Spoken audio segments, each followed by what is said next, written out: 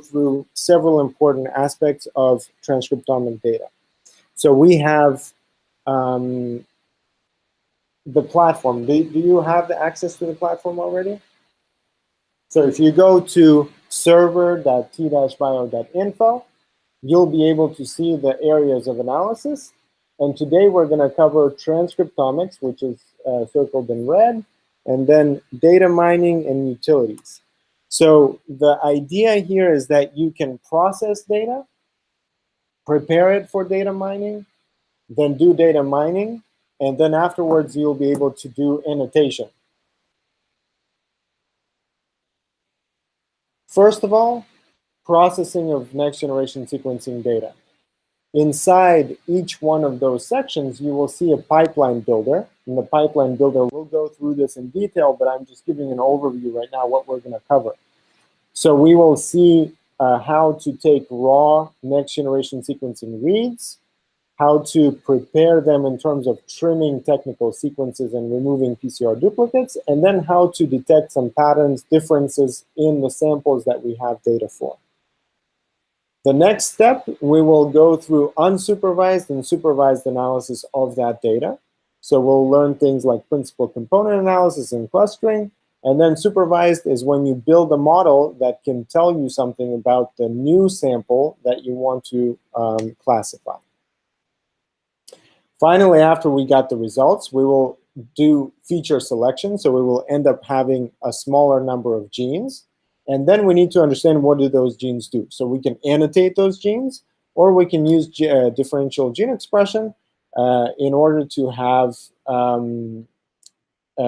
gene set enrichment. So what pathways are those genes in, and what pathways are more enriched than others? Now, before we jump into the data, a few words about why we're doing this and what data set are we going to be using. So we're going to be using a cell line data set that are taken from human tissues. And we're going to be looking at breast cancer. So we have something like a mammogram. The mammogram is, you can detect areas that look like tumors. But the main question is, okay, how do we classify that, right? So what can we assign that tumor as the source, the source of that cancer? And then we have a number of methods to do that. So one is by looking visually where it came from. Another one is immunohistochemistry. And finally, now we have these molecular subtypes, which is what we're going to be doing.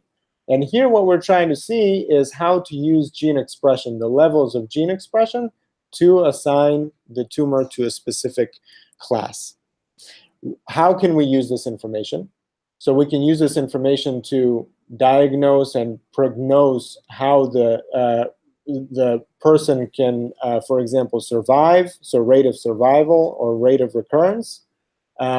And there are already panels like that used in the clinics. PAM50 is one that we will refer to today. PAM50 stands for 50 genes. So it's a panel made up of 50 genes, and based on their expression, we can assign a tumor to different subtypes. And then there are other ones on the market, for example, Oncotype DX. And based on these, we can make several clinical decisions. So we can make decisions about how much tissue remove in surgery. We can determine whether radiotherapy is going to be helpful or not. We can also choose different types of chemotherapy. And then today we have also this targeted therapy class that takes all this information to make a very precise prescription around the target. Now, the data set that we're going to be doing this analysis with today is actually an interesting study. They took 52 different cell lines. So they're all breast cancer cell lines taken from the tumor and grown into culture. And then different drugs were applied to these cell lines to see how fast the division of the cell lines stop. And then we have two data sets. So we have a data set which is profiles of these cell lines, so RNA-Seq of the cells, and we have GI50 values. So how fast they die applying different drugs. Now, today we're just going to look at the transcription data and try to use that transcription data to classify the samples. Now, did you get this folder with the data? Please download it. It's on the website. Yes, it was supposed to be on the website. If not, we can give it to you now. So let's see if it's on the website.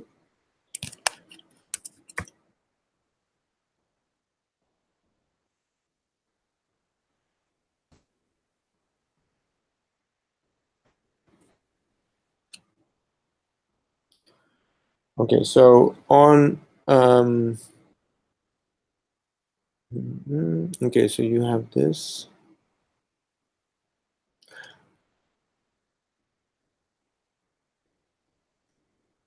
The workshop folder. Yeah, Yeah.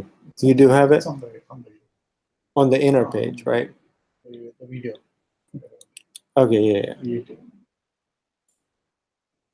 Just below it. yeah. It's got a download, right? Yeah, download file. Yeah.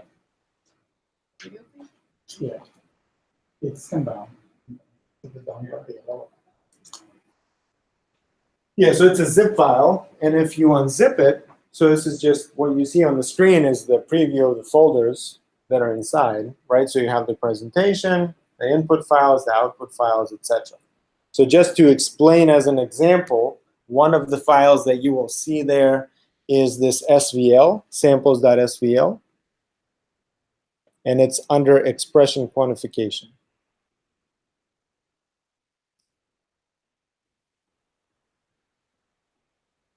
Do you see that file? It's the folder input file.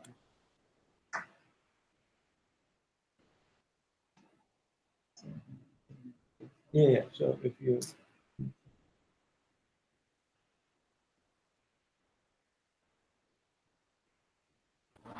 Ilya?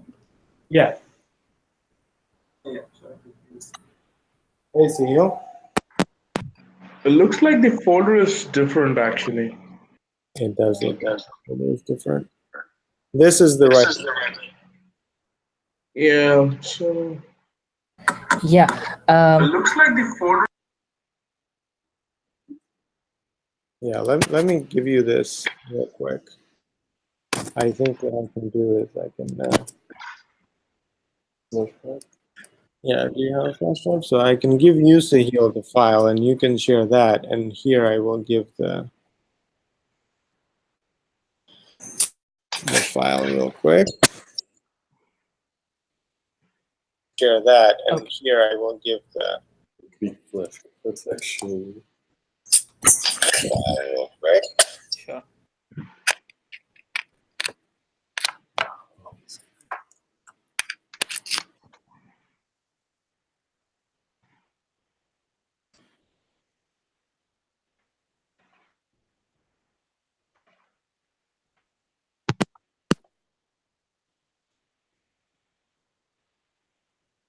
done.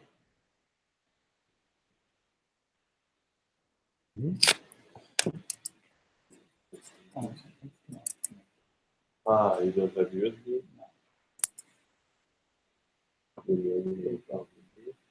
I can email it to you. What's the email?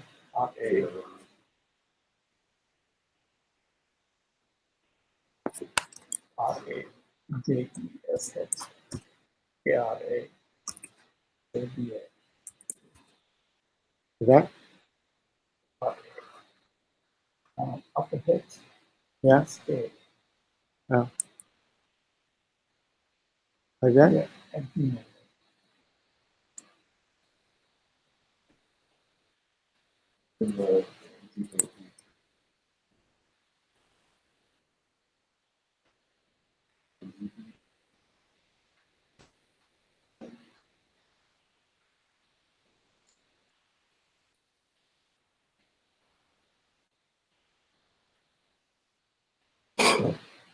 A little bit big, but you will get it here shortly. So the files inside have both the input files and the output files. and then you'll be able to just find the first time file, which is called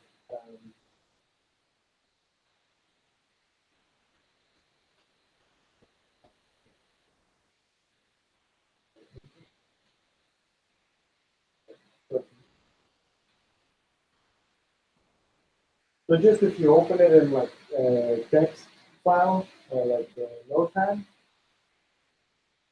you'll be able to see what's inside. And I'll just explain briefly what those files are so we're all clear. All right, so it's, I think we can start presentation without taking like well, we're waiting for him to get the files still. after that.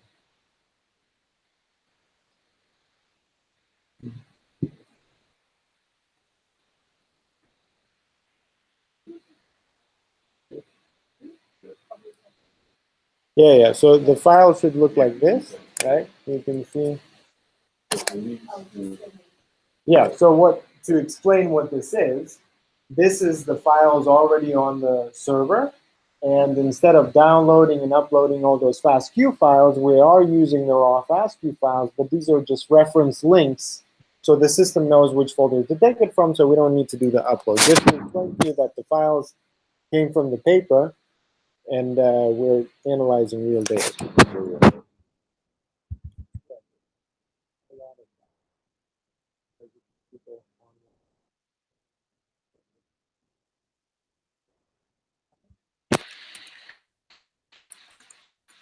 Neil, did you get the files?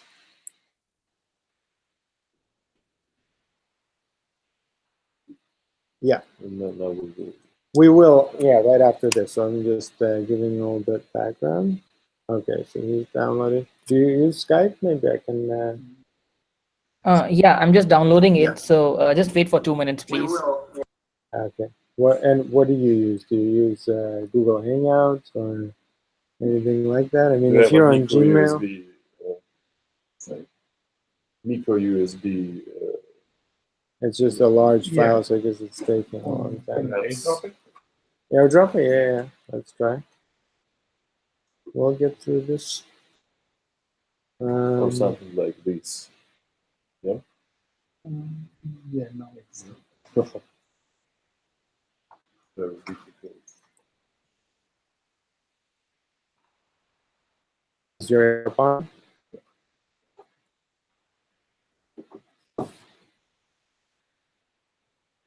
Do you see mine?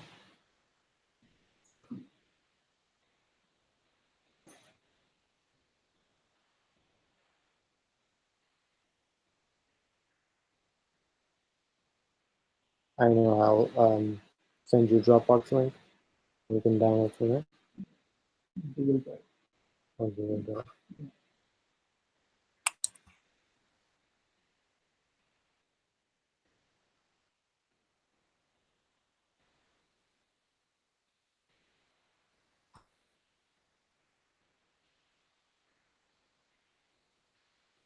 Okay, sorry for the delay here. We've got the files. There we go. And we'll do it right here.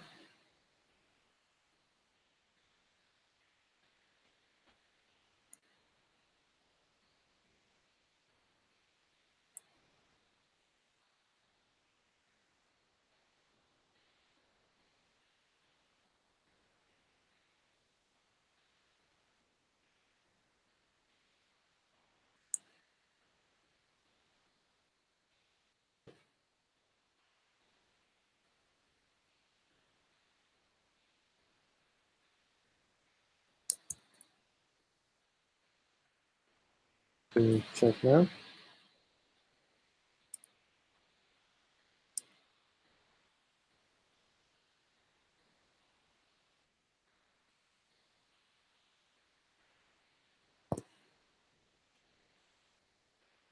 Did you get it now?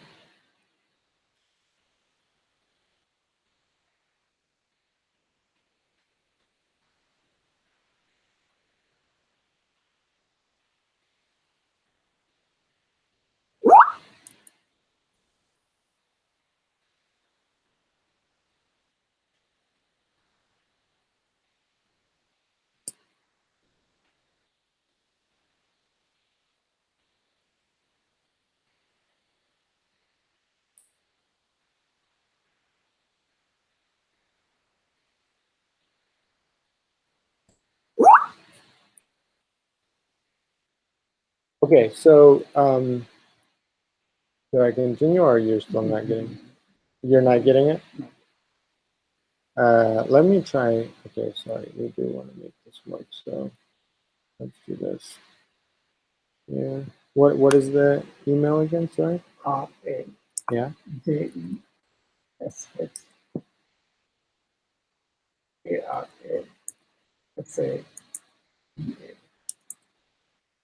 Gmail, right?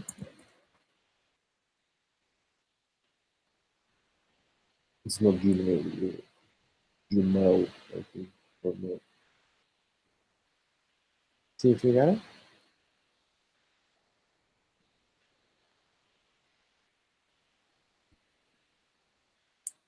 Okay.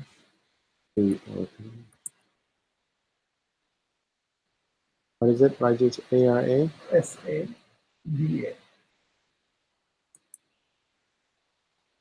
Like that? Can you check it?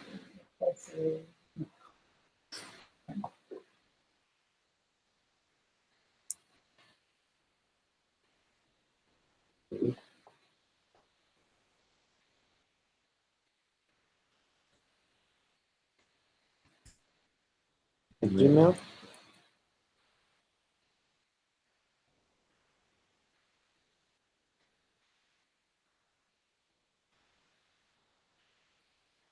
Okay, now it should work. Okay. Got it? Awesome. Okay, so if you go over here, you also should have an account already, right? On the platform? So on the platform, any section that you go into will look approximately the same. You have a section to upload the files, and you have a section down here to build the pipeline. What are these buttons, and what do they represent? They are algorithms. A lot of them are public domain algorithms that you can also run on Linux, or some of them in R, some of them in various languages. But the important thing is that this provides an interface that we don't have to worry about installation. We don't have to worry about different inconsistencies between versions and packages and things like that. We can just learn the logic of the analysis. And if the logic is clear, we can then think about how to implement this in a different environment. So for example, the files that you got, they will be uploaded, and then once they're uploaded, you'll be able to start the pipeline. So we will get to that just in a second. Just in the meantime, just to explain to you what you're looking at, right? So let's go back for a second to the presentation to talk about RNA-Seq. And so Stepan over here is going to talk about RNA-Seq, some background about RNA-Seq, and then how to create our first pipeline with the files that you use. Can I start presentation now? Or No, they won't see it. Oh, that's how we can see this. Oh, okay. Let's start from concept of next generation sequencing. And we have genome, just very long sequence of nucleotides, just letters A, T, G, and C. And we have some genes here, for example, gene A, gene B, and gene C. Then after transcription process, some of these genes they became transcripts. Actually, these are mRNAs. So today we will speak about mRNAs. And some of the genes some of them are expressed and some of them are not expressed. In this picture, gene A and gene C are expressed and gene B is not expressed. And what is next generation sequencing? It's when we cut transcripts to small pieces. They are called reads. And after that, we read these reads. And then we map these reads to the known transcripts, to the known gene positions. Some more detailed scheme. First, Here, you can actually, just for our presentation, yeah, to view it here properly, maybe this moment.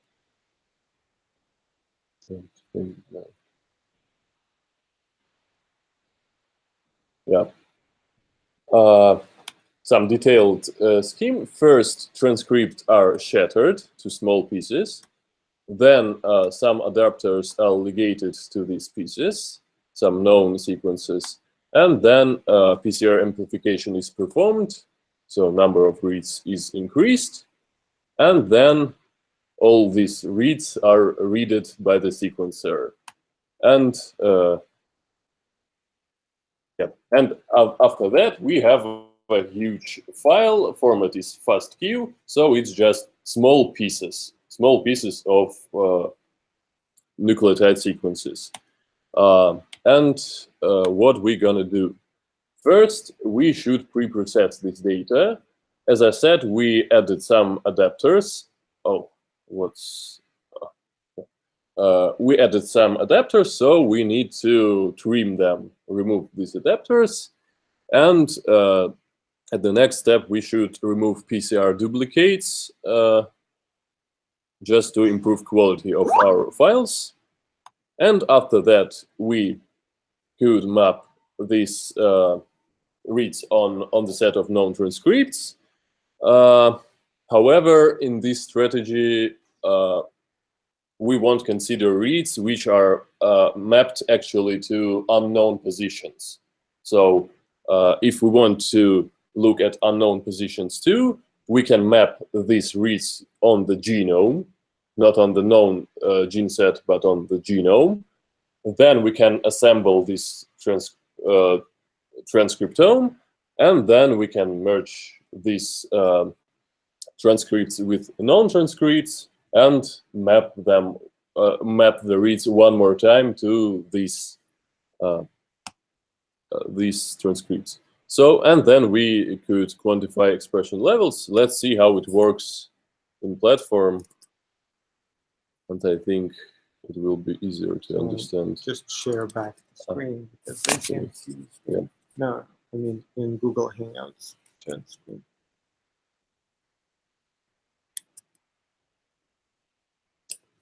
Where is it?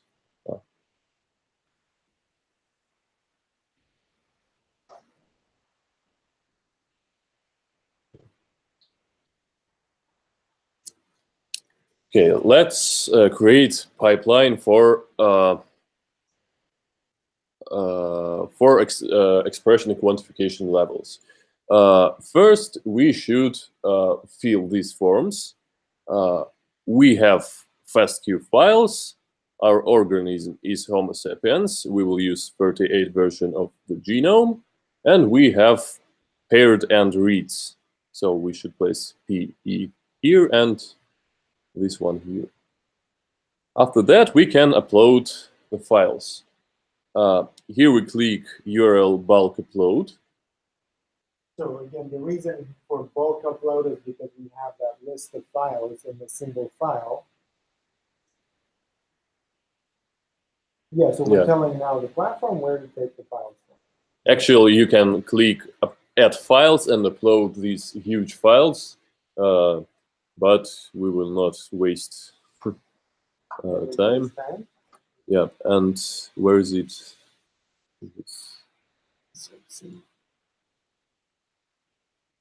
Oh, okay.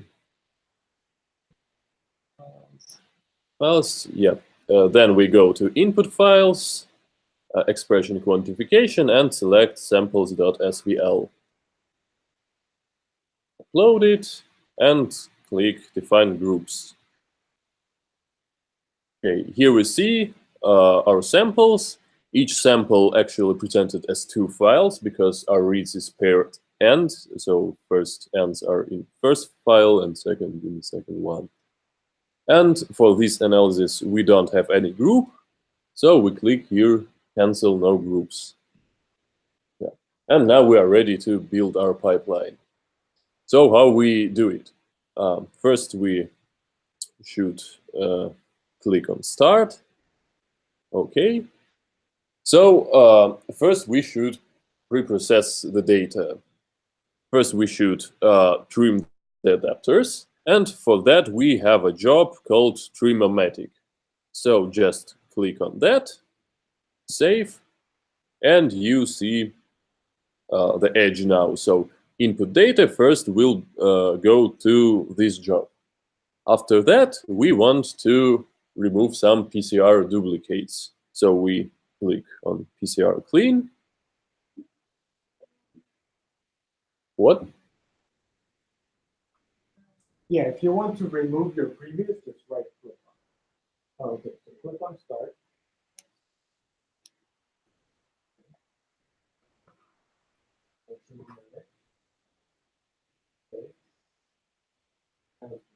So now the data travels from. Okay. Okay, so did you do bulk upload? Okay, so yeah, go to expression quantification. We will see it further, not now, after some minutes. Now no groups. Start. Okay. Cinematic.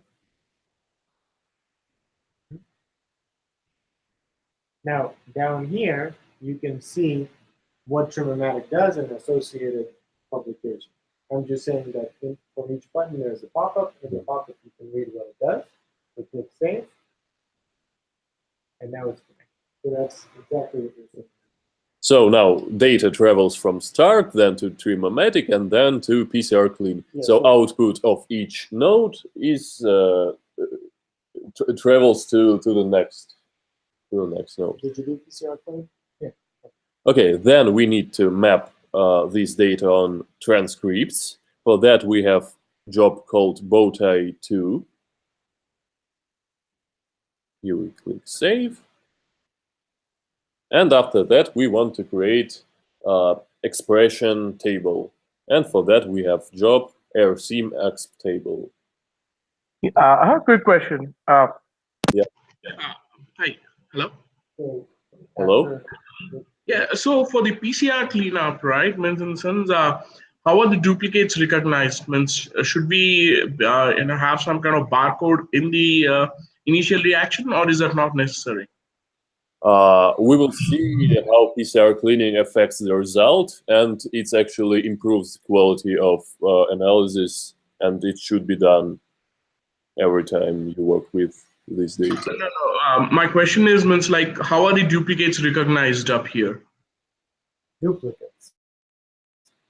Did you mirror end files?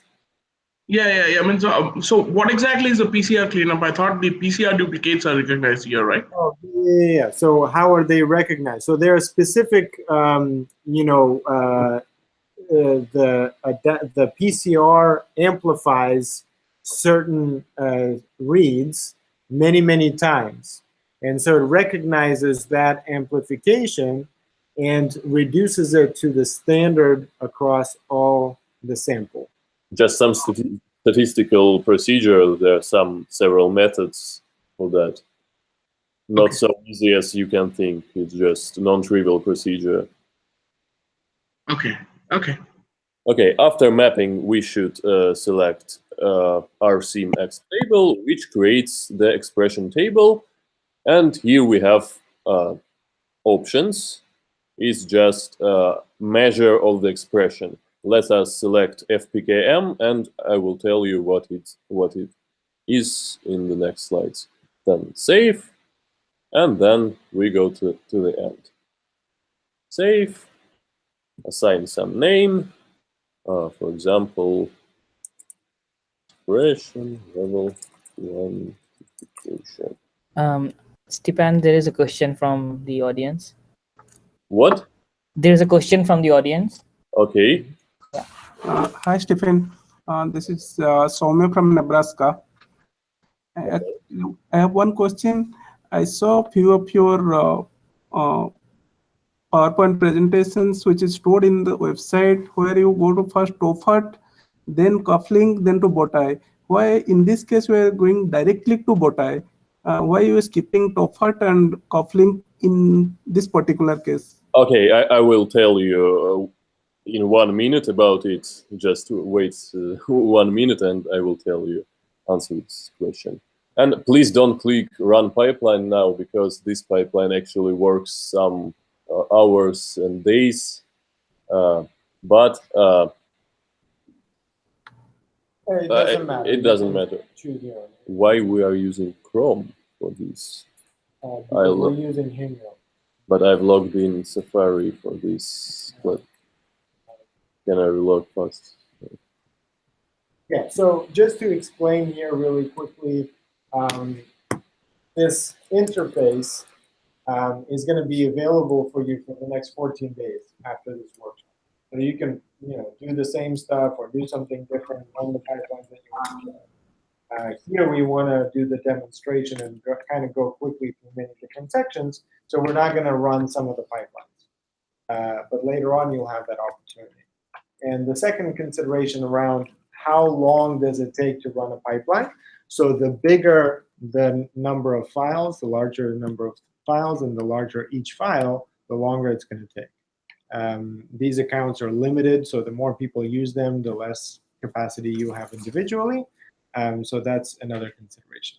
I have already run this pipeline. Here is it.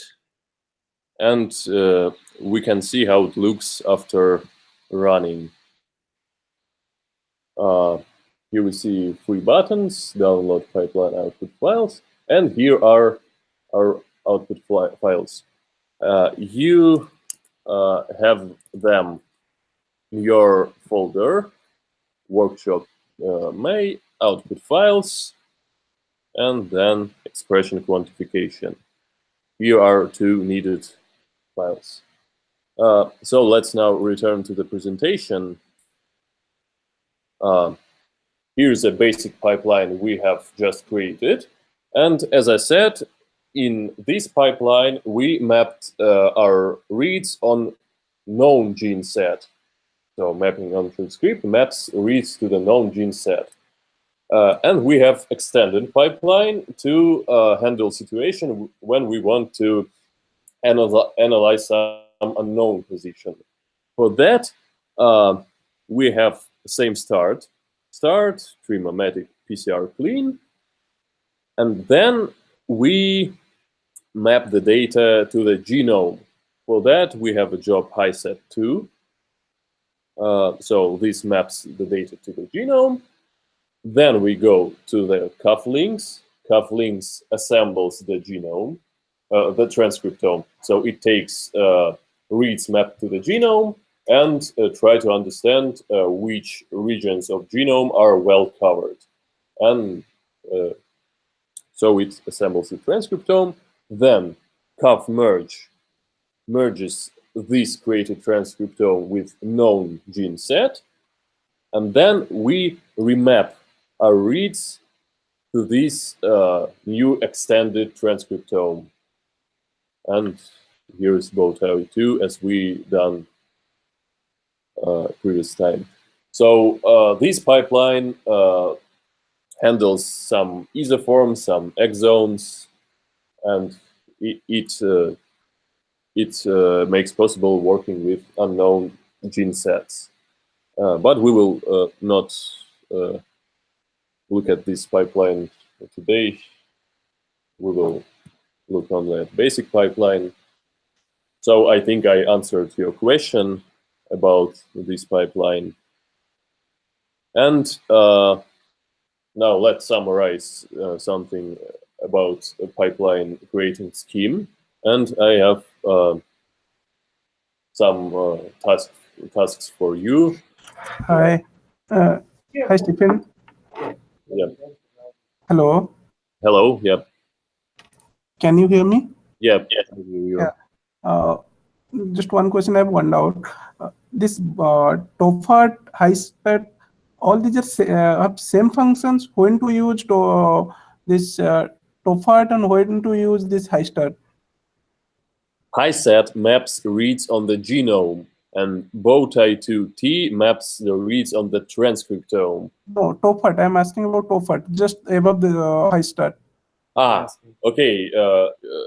You can use TopHat too. These are 2 alternative algorithms, and I have used HiSet 2 just for an example. So you can use TopHat too.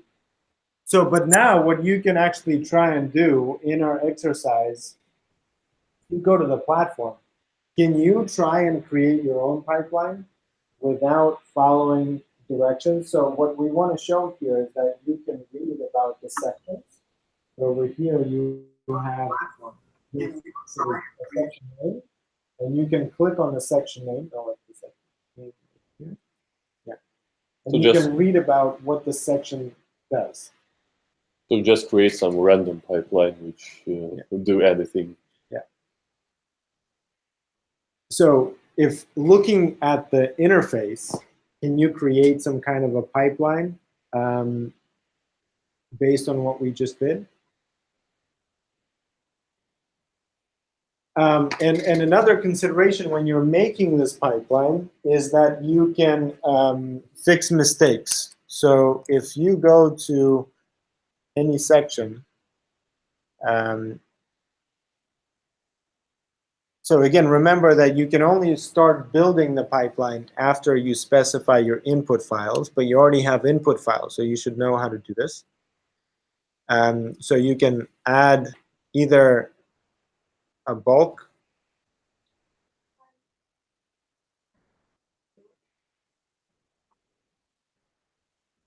yeah. Right, yeah. So you just you have to specify for this pipeline which files it's going to be using. So if you have an SVL with ready files on the system, there's no upload. But for example, now let's go and delete this. Let me show an alternative way. So like I showed you before, the SVL files, they contain links, right? So let's open this SVL file again and see what's inside.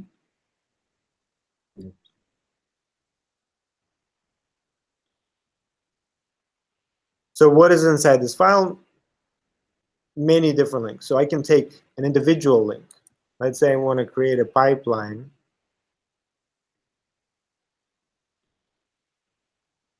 And I just want to add here a single FASTQ file. So this pipeline will only have one pair and sample. So now if I go and you see it's only one.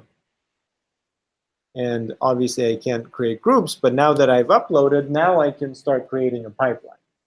How do I go about creating a pipeline? I always have to click on Start. And I can read here some directions about it.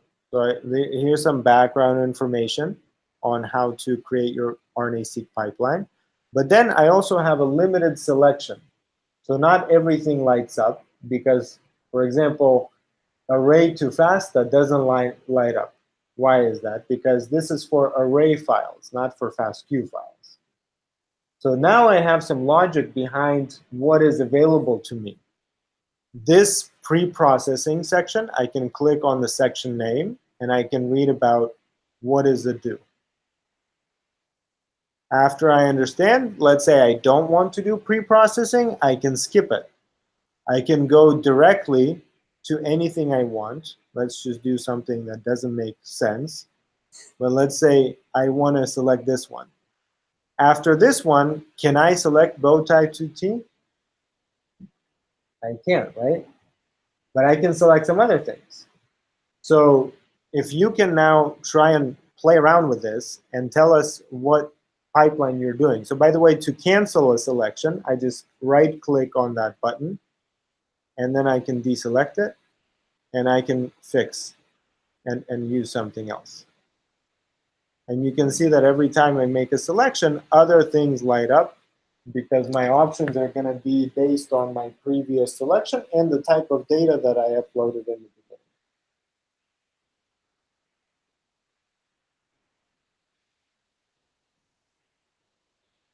So since I now remember your name well, Rajesh, what pipeline did you create? I mean, Okay.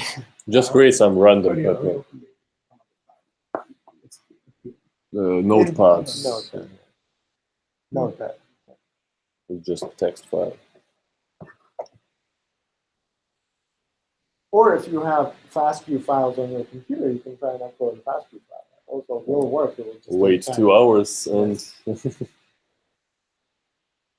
and create a random pipeline. Right. After waiting 2 hours. Sahil, any pipelines there on your end?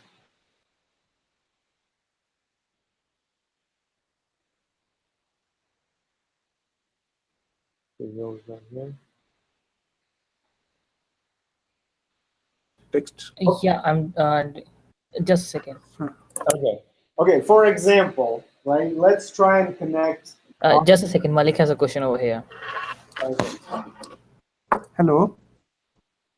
Hello. Hi. Just you have explained just once again. If I have a unknown gene set, so then I have to go to first OFAT, then to BOTAI.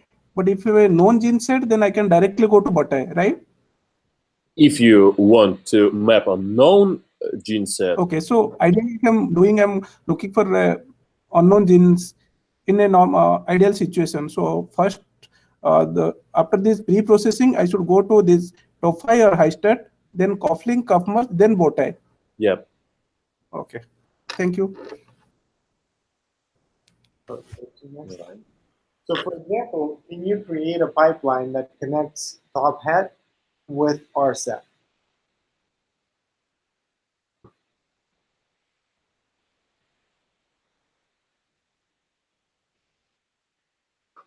What?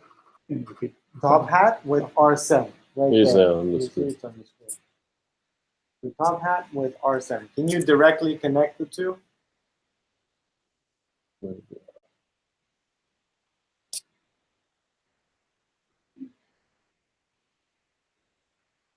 Is RC. Yeah, RSEM is that RSMX table. No. Yeah. Can you connect it to RSEM? No. No, you can't. Exactly. Okay, so now why? Let's talk about the logic. Why do you think you can't connect top hat with RSM?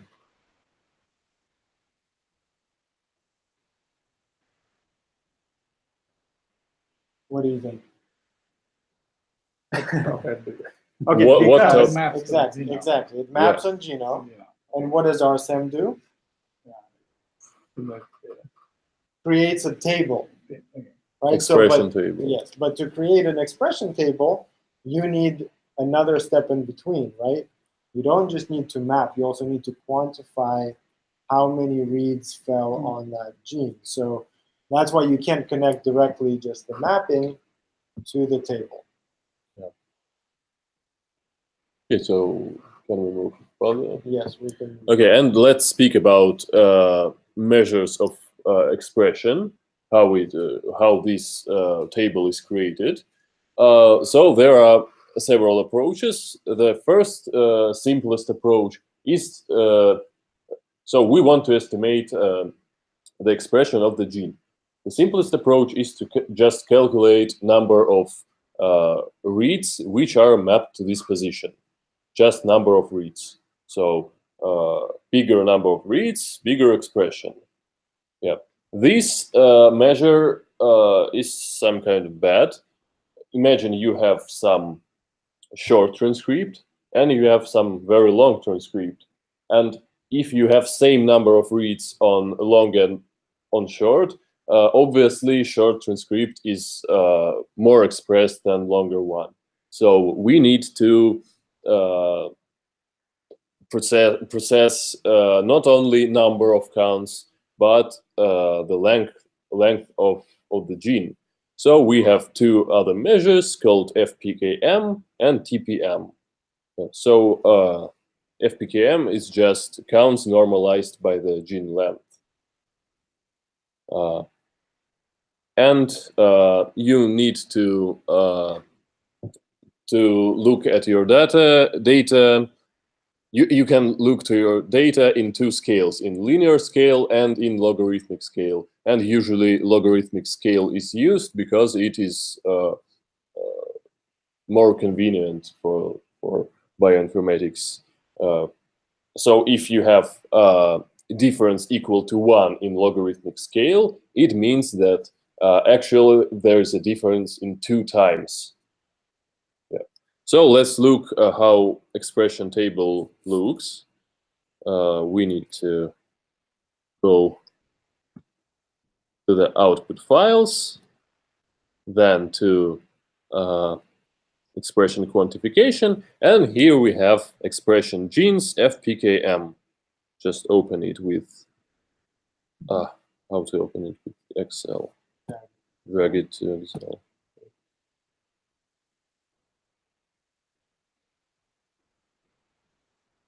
Okay, here is our table.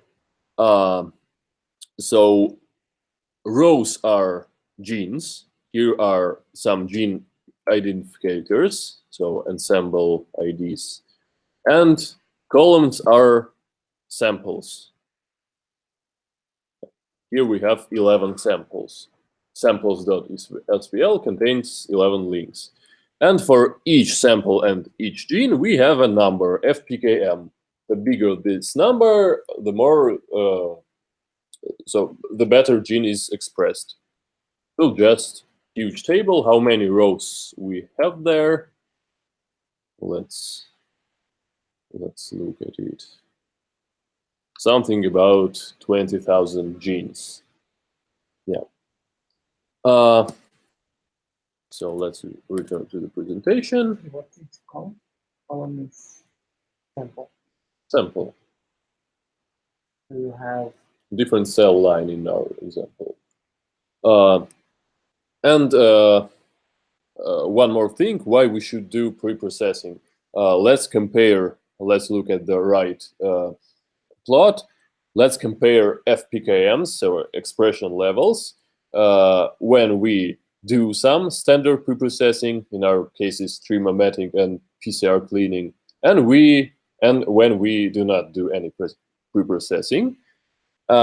And you can see that for high gene expressions, for higher values of FPKM, we have some based distribution. So we see that FPKMs of preprocessed samples and not preprocessed sample does not match. So this line is just correspond to equal expressions, and we see that expressions of standard preprocessing is actually lower than when we do no preprocessing. So preprocessing is need to be done every time you handle some transcriptomics data. So let's take a little break just to understand what we have done. So we just created pipeline which estimates expression from raw FASTQ files. So input is FASTQ reads and output is a table. For further steps, we will work only with this table. So it's important to understand how we get that. So if you have any questions, please ask now. Is everything clear so far? No? Ask questions. So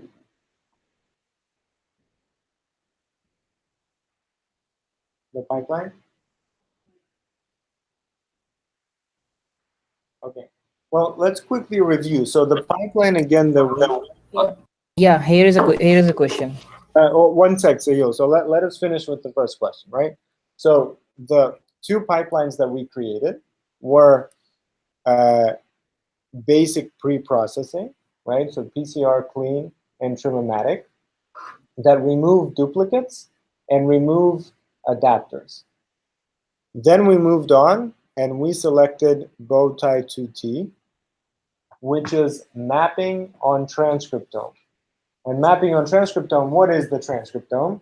That is all of the expressed genes. So we are just looking for genes. We're not looking for any real elements in the genome, right? The genome contains many different elements, not just genes. It contains all kinds of repeats and contains all kinds of non-coding areas. We forget all of that because we just want a simple expression table. So we say whatever's in the file that specifies genes, map all the reads to those locations, to those areas. And after that, we have position, from position to position, and reads that filled it. right? And then we did the next step, we did quantification of, now we have a bunch of reads, let's just put a number to it, right? And that's how we got a table of expression, and then we pressed end. And so as a result, we got this table of expression that we just looked at as IDs, and then these are ensemble names for genes. And then in each column, we have a sample. Whatever is in that sample is the number corresponding with the expression of that gene. Does that answer your question?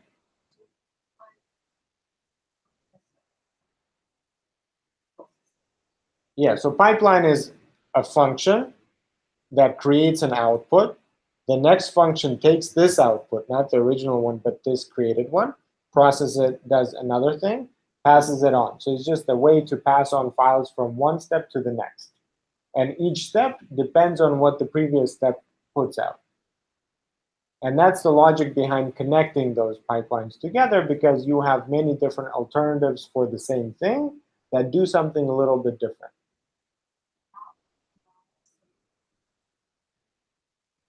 It has, yeah, like for example, if you have one sample, you can't do differential expression.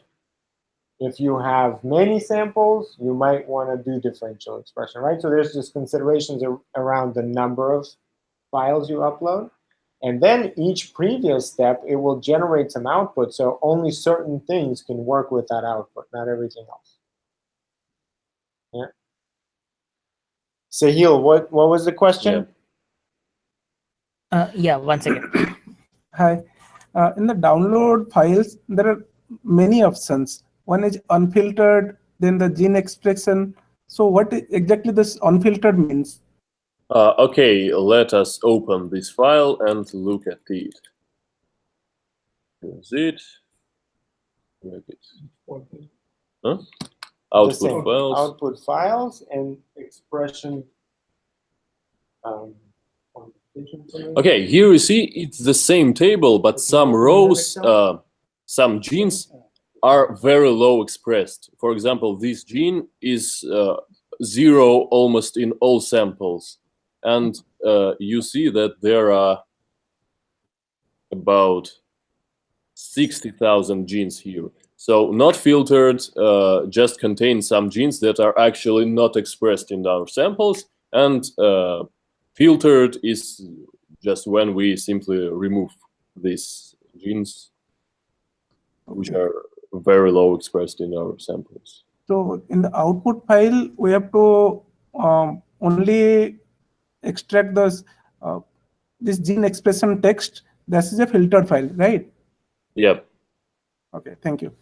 One more thing. What is error correction? When should we do that error correction? After the first pre-processing, there is one button, error correction. Where is error correction?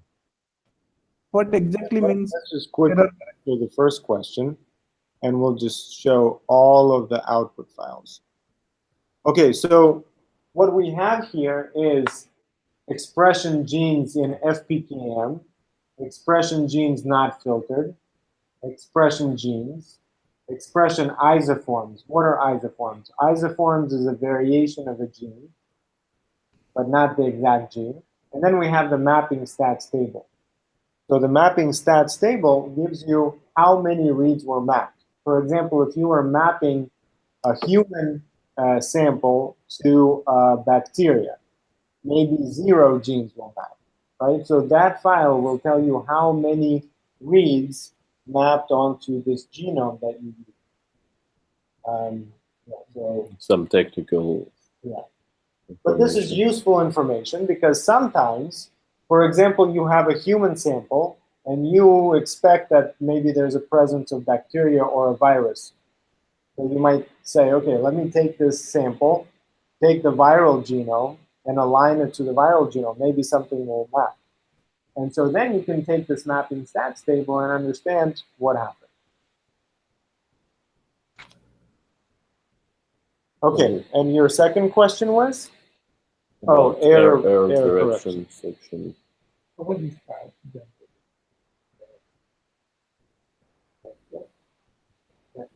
Yeah, when you run your pipeline, yeah, those, Okay. Yeah, okay. 1 second.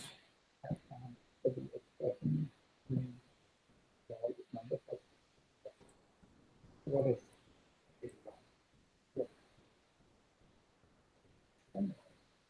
there are three ways that you mentioned to count, right? There's counts, which is exactly how many counted. That number is what we take.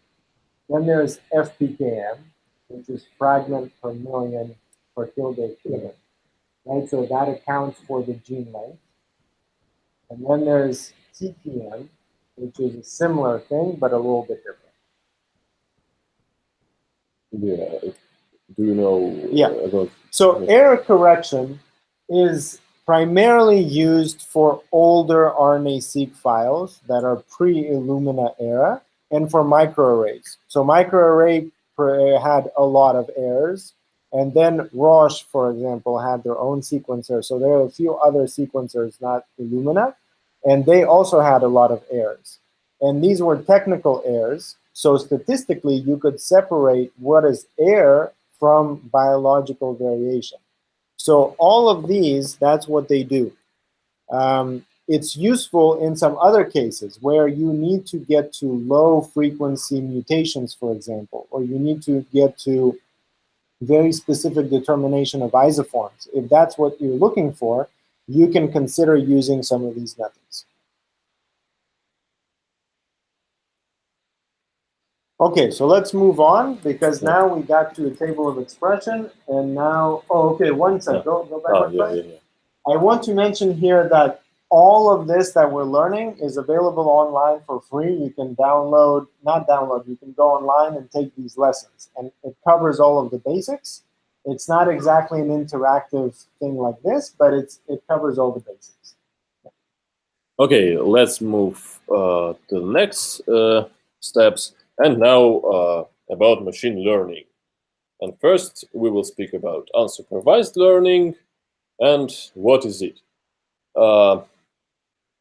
In this pipeline, we used 11 samples, but actually we have 52 samples, just 52 cell lines, and they are all cancer cell lines, some breast cancer cell lines. And we want to understand, is there any partition of these samples to some groups which is biologically meaningful? For example, our cancer can be divided in some groups which are, for example, clinically different or different in another aspects. So unsupervised analysis is when we have many samples and we want to divide them into some meaningful groups. And how we can do that. First method is called PCA, and just some simple example. Suppose that we have only 2 genes in each sample. So if we have only 2 genes, we have only 2 numbers associated with each sample.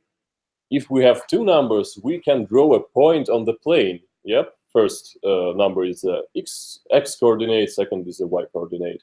And we can look at these points on the plane and see that these points are located at one place and these points are located in the second place. And we see 2 groups.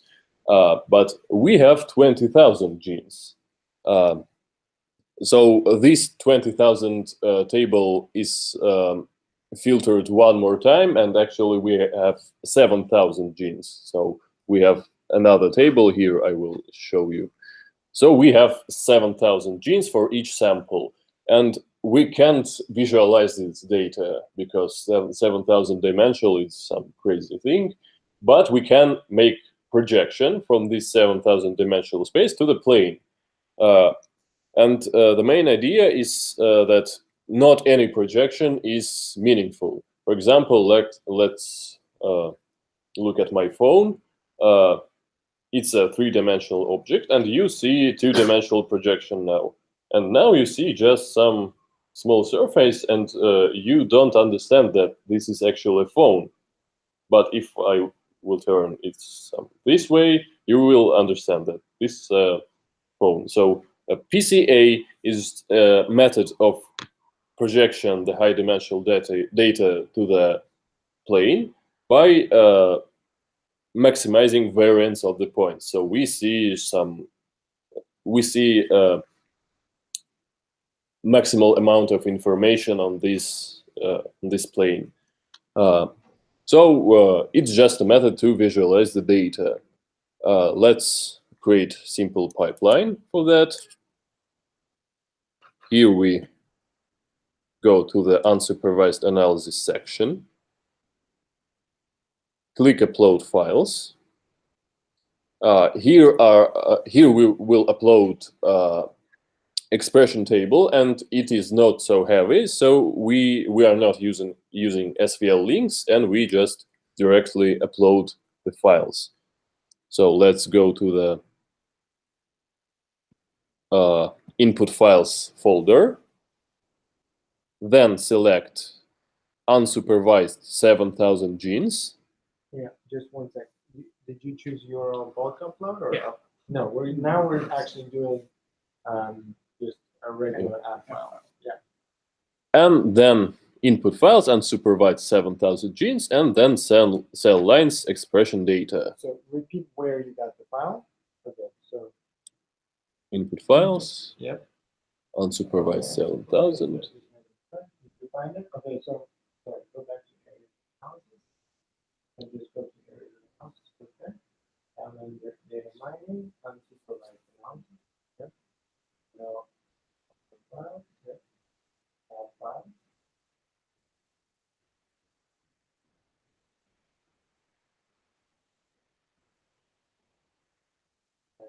And input file.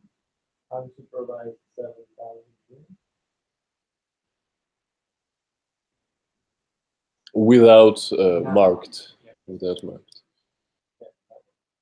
Just open. It is uploaded. And then we press continue, start, and then choose PCA draw. And here we have some default options. Click save, and then go to the end. PCA. You can assign arbitrary name to the pipeline. And then you can click run pipeline. It won't take so much time.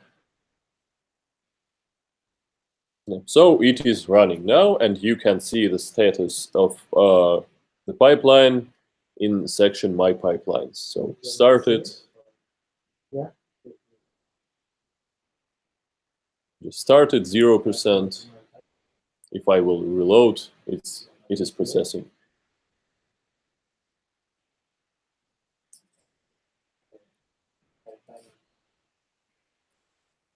So we do not have very much time now. Sorry. So if you go back again, that's started. It's only prepared. So when it says prepared, that means it's not running. Right.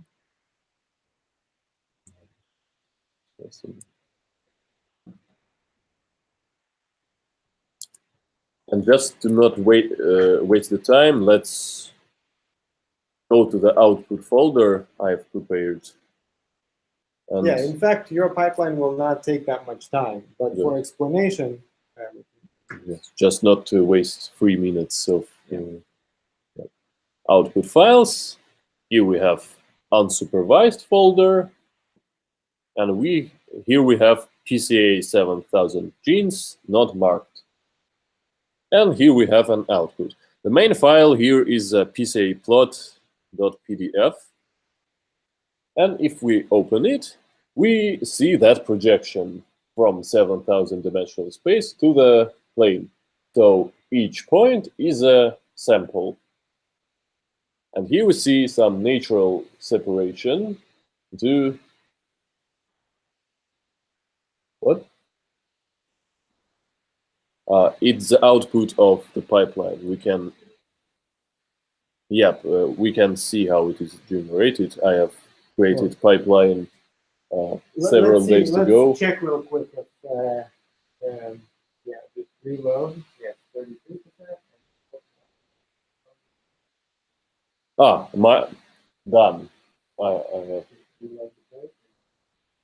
You see that my pipeline is done already. And you see the PDF. Yep. So this PDF is generated by the pipeline. So you did PCA. So PCA does the exact same thing, it just doesn't create the PDF.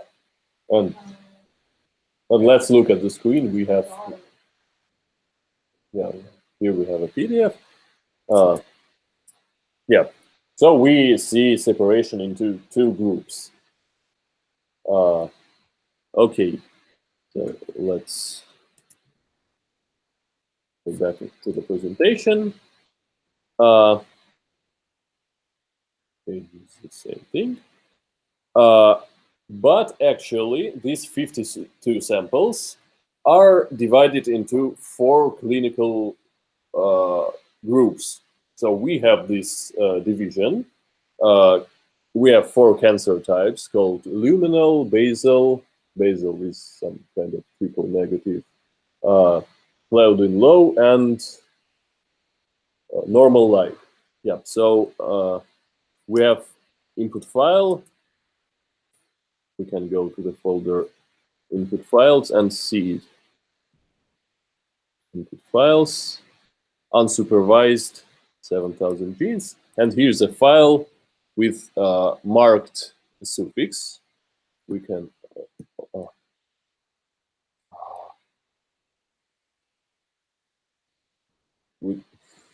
Okay, here we see. It's Okay. not Excel, but So conceptually, this is important to understand, right? So what is unsupervised? Unsupervised means that we don't know anything about the data. So somebody, Rajesh, came to me with a hard drive, said, here's a bunch of samples, tell me what can you see in there, right? So without asking any more questions, I just do an expression table, I do PCA, I see some separation. Then I come back to him and I say, hey, I see 2 groups. What could they be? And he's saying, oh, well, actually, when I created this, I took, one from this person, one from that person. Maybe those are the groups, right? But now we can cheat because we already know what the clinical subtypes are. Yep. And this is an additional level of information that allows us to see whether there's some relevance between what we found and those known subtypes. So you drag it like this and take it. My first mark. Oh, okay. So we see that each sample is associated to the one of 4 classes: basal, normal-like, luminal, and Claudin low. So it's just like previous table, but with one more cheating line. So we have 4 groups. And then we can upload this file and recreate pipeline for the PCA. Okay, so let's try and do that. Okay, you do that. Yeah, so you get the feel for creating PCA tables. Again, it's PCA draw, not just PCA. Right, you upload the one that's called mark.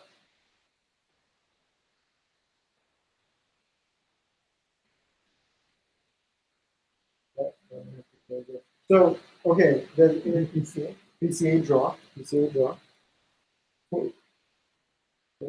For now, just keep all the basic parameters the same.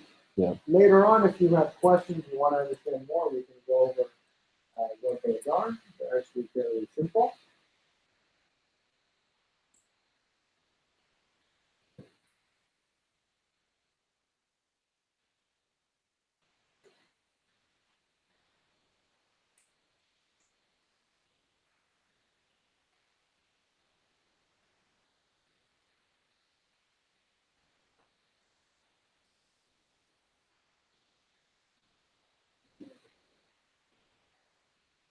Yeah, arbitrary table. Yeah, any table. So all of the machine learning section works with tables. They typically have to be in TXT format. So they're tab delimited files, but saved at .txt. And right, but that's not exactly true. That is in those parameters that you saw, you can select actually which one. So in the same table, you can, for example, do it by genes, or you can do it by samples. I can show it now. That's good. Supervised.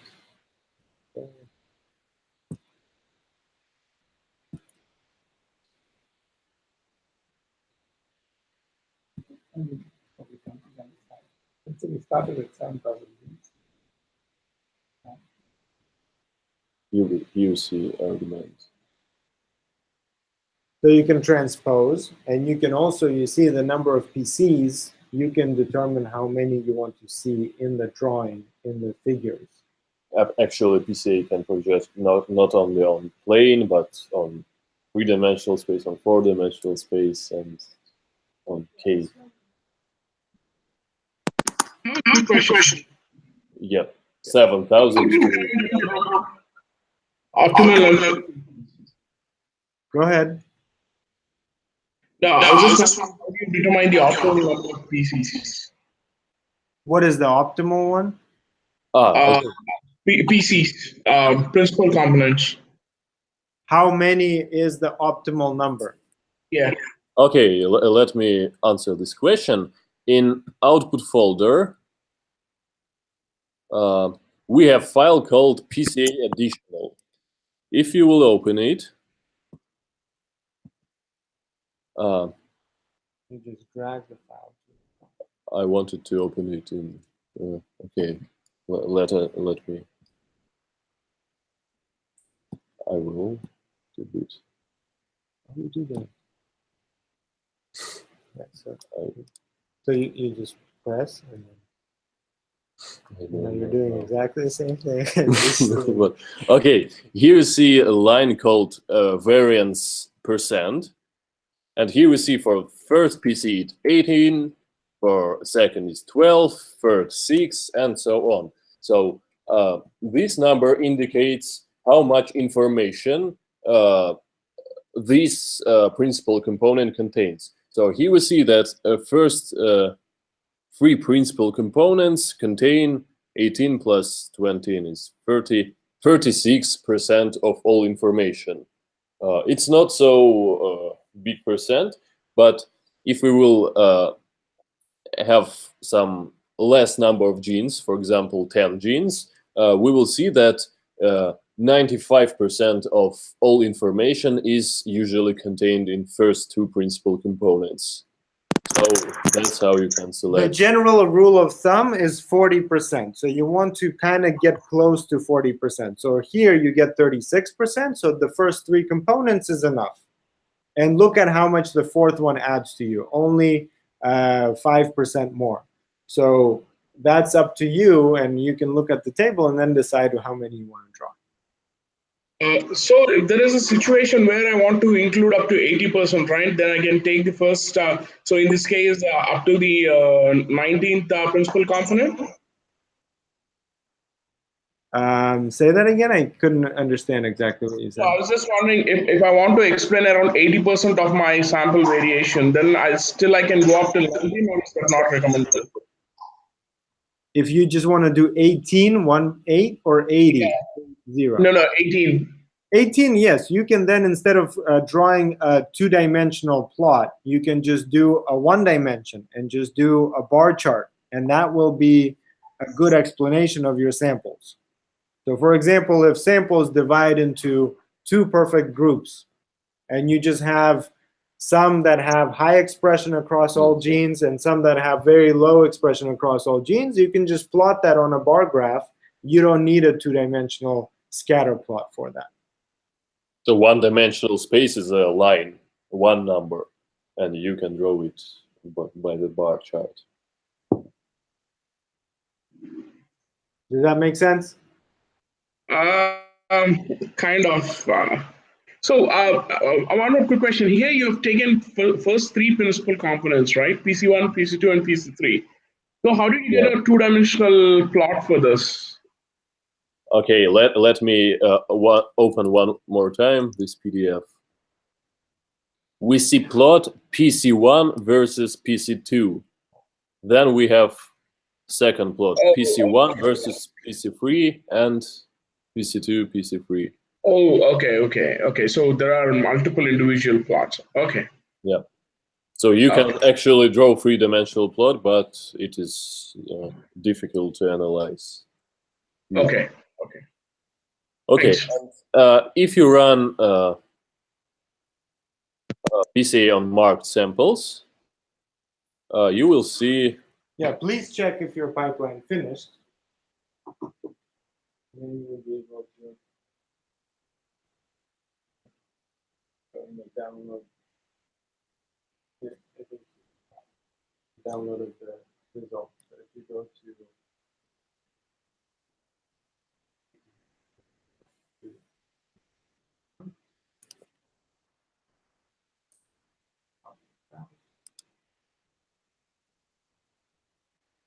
Okay, and here is another PDF. And here we see that one of the obvious groups is actually some clinical group called luminal. And other points are also classified, but we do not see that in the previous plot. So this is cheating, this separation. Okay. So that is about PCA. It's just a method for visualizing high-dimensional data. And let's go to the next steps. well, so let's quickly do a little exercise here. Not an exercise that you have to do, but just to explain how this works. We did PCA of 7,000 genes. Do you understand how we got to 7,000 genes? 7,000 genes. 7,000 genes. Do you know how we got from original table to 7,000 genes? Just filtering out. Filtering, yeah. So we filter all the low expression that is below some threshold. But the question is, if we have so many thousands of genes, is it informative for what we're trying to do, or is it not informative? Okay, so as an example, we will address that question in the future part of this. But as an example, we know there's a clinical panel that contains 50 genes, so PAM50. We can take those 50 and classify these samples, or I do PCA with this, the 50 genes. So this is the output of that table. You can see that out of 50, we only have 35 because some of the 50 were not expressed at all. And as a result, the classification actually is not so bad, right? So, I mean, you can see here these groups better defined than if you do the PCA for 7,000 genes. So why is that? Well, first of all, because PAM50 genes were specifically chosen to help us classify breast cancer samples. That's one of the reasons. But the second reason is because if you consider the biology of these cells, what accounts for variation between these cells? Obviously, it's the different subtypes of cancer, but also other things, right? So there's many different processes happening at the same time. And there's some variation that actually doesn't depend on which subtype of cancer these cells are in. So we have a lot of noise, a lot of information that's not useful for classification. It's just there, but it's not useful. And so this is just a good example to see how reducing the number of samples could help, or the number of features can help us understand what's in the data. But then the question lies in how do we actually select those genes that we want to look at? And that's something where we will address in the supervised section. So 7,000 genes contain much more information than 35, but they contain a lot of noise. So reducing number is good for CA. The other method for unsupervised analysis is called hierarchical clustering. what is the difference between PCA and this procedure? PCA is just a method of visualizing data, and hierarchical clustering is just an algorithm for separating our set to the predefined number of groups. So let us create the pipeline. Okay, we start from the same section. Upload same file, not marked.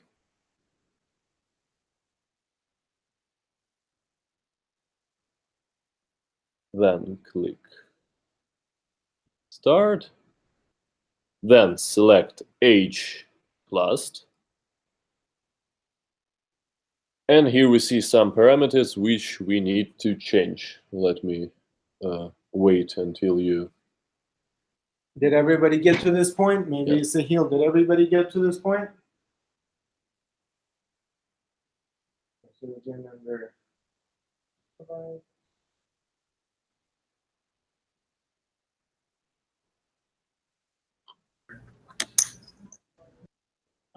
unmarked. Unmarked. Start.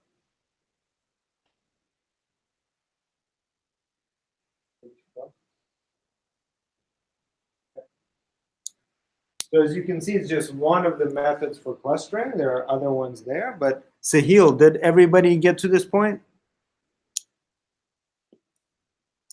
Okay, I think so. Okay, so first change linkage to ward.d2. Yeah.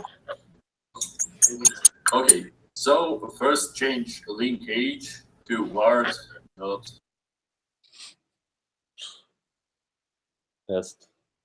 Okay. Then we expect 4 clusters. Yep, we know that there are 4 groups. It is cheating, but we know.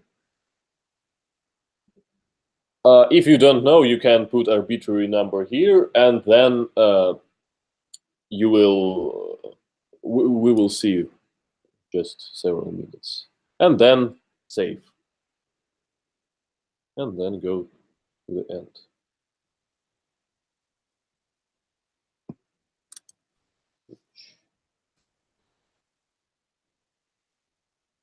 Then you can run it.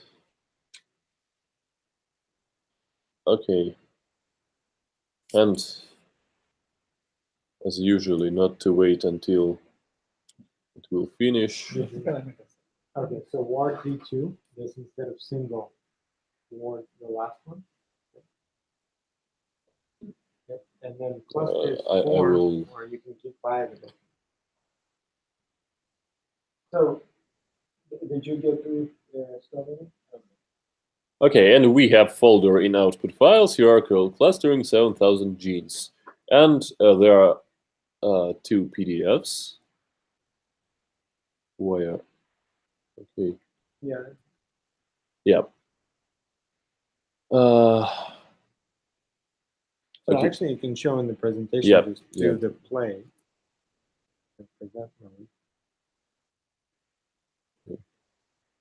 Let me show how this works. Yeah, sorry, Sahil. We are putting you on black screen here for a second, and do this as slideshow. Perhaps just swap. No, Yeah. I think just use. Yeah, that's fine. Next one. Perhaps just swap. Yeah, that's fine. Okay, let's see how hierarchical clustering actually works. Now, suppose that we have points on the plane and we want to perform some clustering procedure. We can find 2 nearest points. Is this expression level? Yeah, These are samples.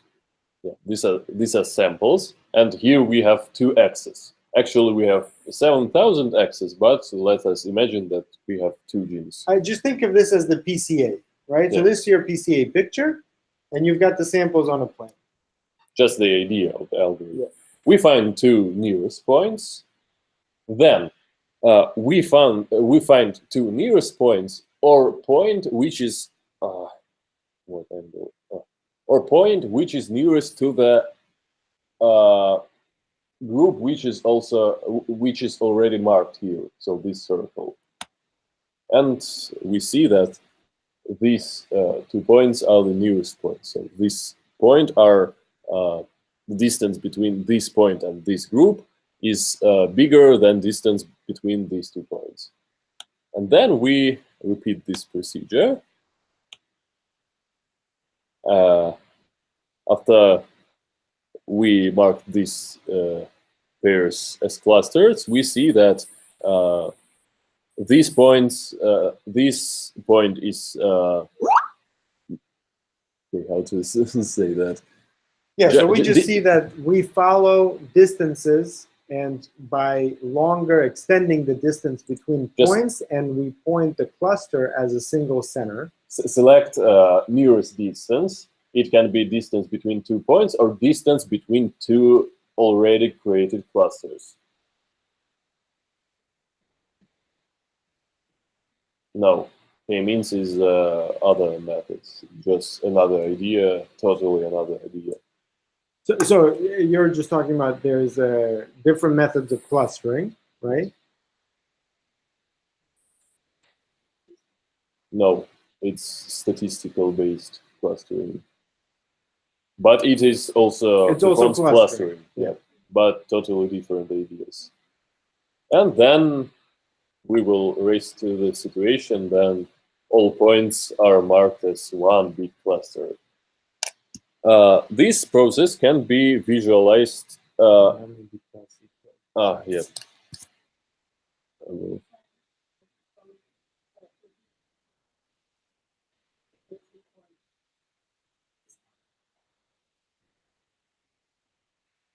Here's different types of metrics. So first is Euclidean metric is just what you a ruler. I mean linear. Let's just linear. Just distance. simple distance. Yeah. 2 points. But there are some another, just like Manhattan distance when you calculate like this, not by pi, and some other. And a linkage. Ward dot d2 is a distance between 2 clusters. It is easy to calculate distance between 2 points, but it's not obvious how to calculate distance between 2 sets. And linkage is just type of this distance. So Ward is a type of distance between clusters. Let me enable video sharing. The bottom. Yeah, do.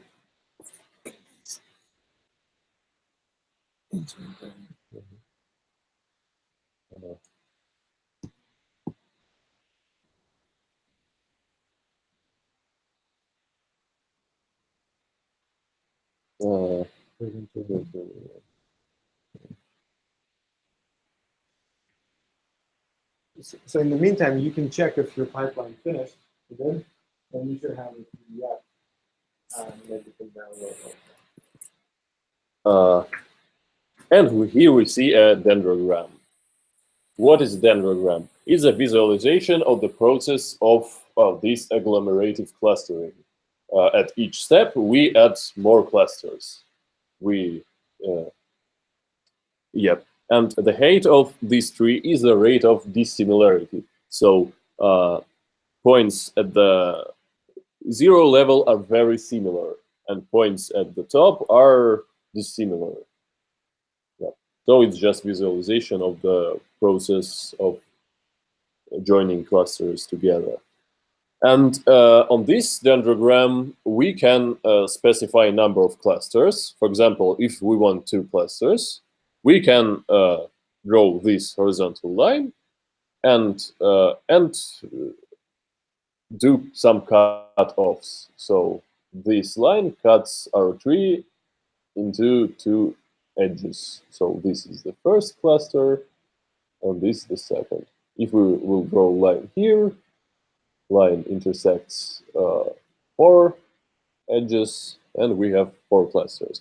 And from this picture, we see that actually we have something about 4 clusters. Here's the first one, here's the second one, here's the third one, and here's the fourth. So some natural division by distance. So points from this cluster are near, points from this cluster are near, from this, but they are not near between these 2 clusters. As you see, a rate of dissimilarity is high. Okay, so it's about a dendrogram. And as I said, we have 4 types, 4 clinical types. And let us do some practice. I want you to draw a dendrogram with not sample names at the leaves of the tree, but group names at the leaves. So here we have sample names. And I want you to draw a dendrogram with group names here. So how can we do it? Let us open. So before we actually do it, do you have any ideas on how to do it? Let us look at the files. Start with the group. Right, so where would you put the groups?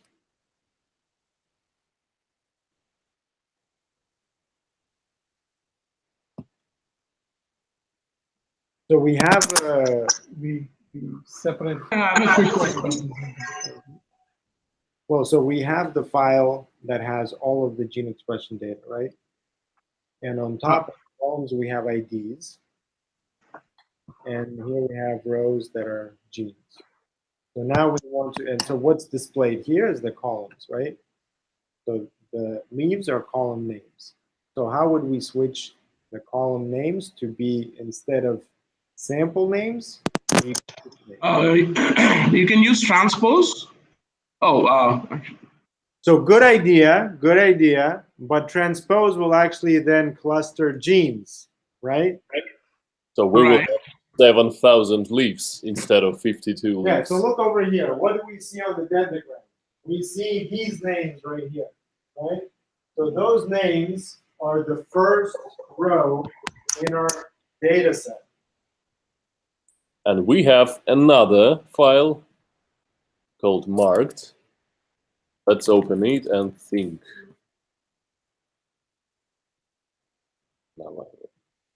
Yeah. Okay, and here we have 2 lines.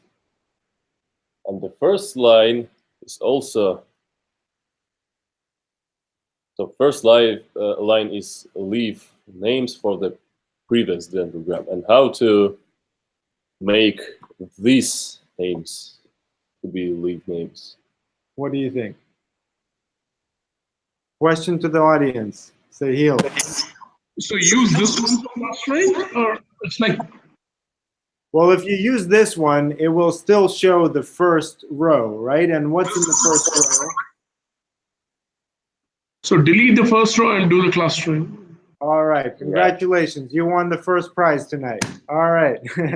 Delete the first row and then do clustering. But that's not all, because group string should be replaced to ID string. So you need to remove first row and rename group to ID.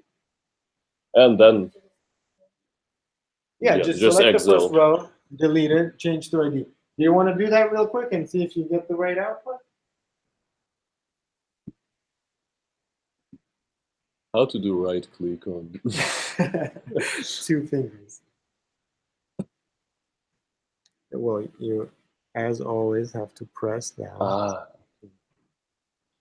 Okay, so how people work with. I know. You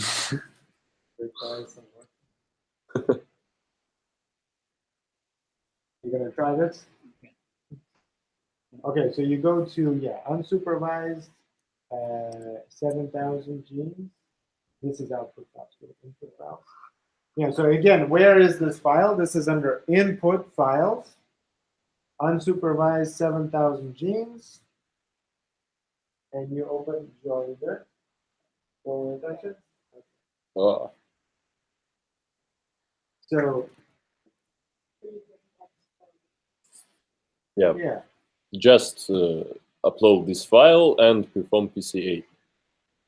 And I have done it that's several days ago, and I have pipeline for it.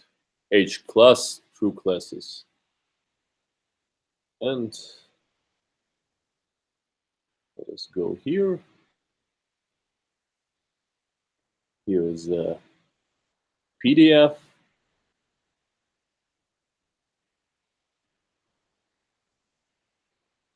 And here we see group names and the leaves. So what do we see? Can you, looking at this tree, can you explain what we see? Yeah, appears that all the luminal samples are clustered together. Exactly. Yep. Not only luminals.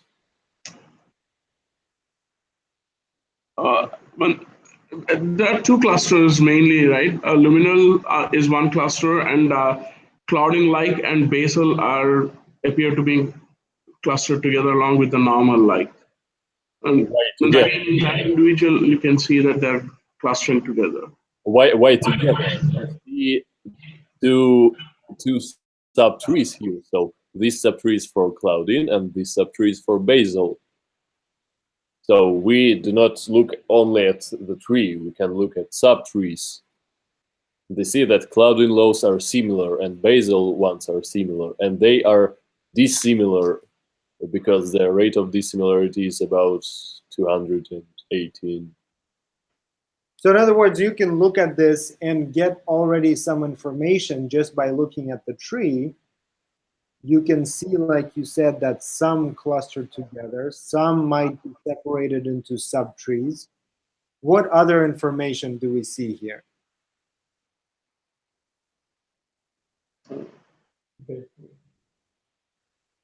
And all bases are very clustered together.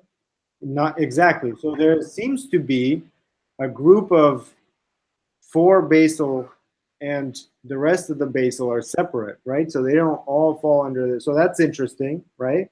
And it seems like maybe those basal ones are actually closer to normal light. So that's, if we were really trying to study this data set, we would ask the question why, right? Another thing that I can point out is that there seems to be an outlier, a single sample right here, right? This luminal one, I can't get there. This luminal one. So it actually helps probably for us to put the two files one against the other, see which one are sample names, which one are type names, and then see what's in those samples, what's special about those samples. And so why are we actually reviewing this? Because in the next section, we will learn how to classify samples, right? So we will be able to take out one of the samples and see how these procedures, machine learning procedures, will assign a single sample to a specific subgroup. Okay. So I think we have finished with unsupervised learning section. So please ask question about it before I summarize it.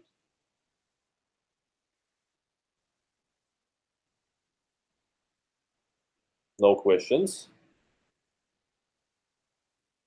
Okay, so we studied unsupervised learning. It's when we have a lot of samples and we do not know any groups, and we want to understand, is there any division to groups which makes sense? And we have two methods. First method is a principal component analysis, just to visualize and look at the data. And the second is dendrogram. It's also visualize and see what's happened, but you can cut the tree and get exactly number of clusters. So if you want to get 4 clusters, you can get 4 clusters. PCA can't select clusters. just visualization. And there are a lot of other clustering methods. Is there a meaning to how far they are apart? Hello. I have a quick question. How do I know which genes are responsible for this clustering? Okay, so good question. We will answer that in just 1 second. Let me first question that we had here. So the question here was, is there a meaning to how far apart the samples are on the PCA, right? That was the question. So we can actually look really quick in the output files, and let's go to unsupervised, and let's go back to PCA plot. So here we have some dots, right? And the question is whether there's a meaning for this separation. And let's take a look on for example, 15 genes really quickly. And look over here, and we can see here, right? So like we saw in the dendrogram, some things are closer together, some things are farther apart, some things are even more far apart, right? So there is some meaning to it, but we are only looking with our eyes. So for example, if I look at this dot right here, what is the meaning that I can assign to the distance? It's not very clear. The dendrogram, the hierarchical clustering, actually helps me determine what might be the significance by setting that cutoff and doing it step by step and putting them into these subtrees. And this is the distance on the projection, and it is not equal to the real distance in high-dimensional space. It's very important. So objects which are really far in high-dimensional space can appear very close in the plane. Okay. So okay, and the second question was? Yep, second question. Can you repeat it, please? So the second question was, how can we know why different samples fall into different clusters, correct? Like, can we find the genes that are responsible for this separation? Okay. Yes, yeah, that's the question. So not to spend much time on this, yes, there is a way to do this. It's actually fairly simple. You can either use a script to do it, or you can do it in Excel. We're not going to cover this today, but if you go on the website and go to Transcriptomics 2, you will actually learn how to do that in Excel. And tomorrow, we will touch on another aspect of the platform, that it allows you to download R scripts for many of these methods. And there's a way to modify that R script to then give you the separation, not based on samples, but based on genes. And then you will know why the different samples separate based on a number of genes. Okay. The next section is supervised analysis. Well, what is supervised analysis? In unsupervised analysis, we had samples and no groups. In supervised analysis, we have some amount of samples, and each sample is associated with some group. So our samples are divided into groups, and then we have one more sample, and we do not know to which group it belongs. So the aim of supervised analysis is to train a model which will learn on the training set, the set which is the set of samples which are marked, and then to make some predictions on new unclassified samples. Is it clear? Okay. So yeah, and let's think about some fundamental problems. The first problem is following. Imagine we have an algorithm classifier which need to tune 7,000 coefficients in the workflow. So we have 52 samples and 7,000 coefficients. How do you think? Is it possible to tune 7,000 numbers having only 52 samples? No, it's not possible. You will race to overfitting, so this classifier can say it will tune parameters for each, even for a meaningful data set. So 7,000 coefficients is it's a very big number for 52 samples. But there are some algorithms which can work in the cases when dimensionality of the space is much greater than the number of samples. So we have 7,000 genes and 52 samples.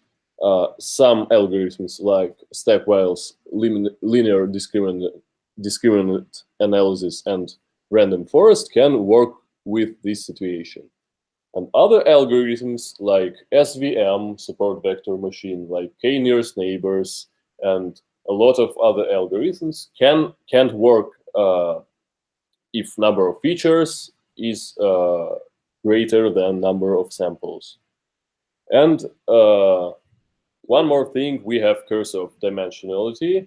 It is a principle when if you have a data set with a really big number of features, any supervised analysis algorithm will work badly. So big number of features is really bad. This raises to the idea that we need to perform some feature selection. We should select some small number of genes from 7,000. So 7,000 is a really big number. We want 10, 15. We want number of features to be comparable with number of samples. And first approach is to use the stepwise LDA. Let us see how it works. Platform. So stepwise LDA is not only algorithm of classification, it performs feature selection too. So let's go to supervised analysis section. Let us upload files. And we have here. Okay, so let's explain where the files are coming from. Input files, then folder supervised 7,000 genes. And here we have two files, train and test. So train is a samples which are marked. So each sample is associated with one of the groups.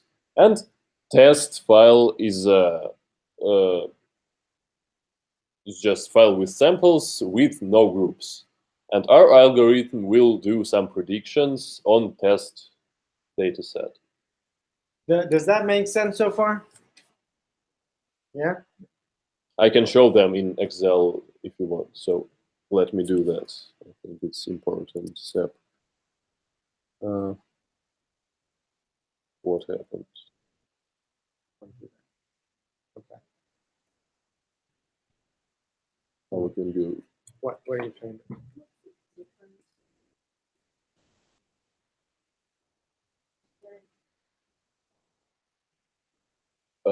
PCA is a method to visualize high-dimensional data.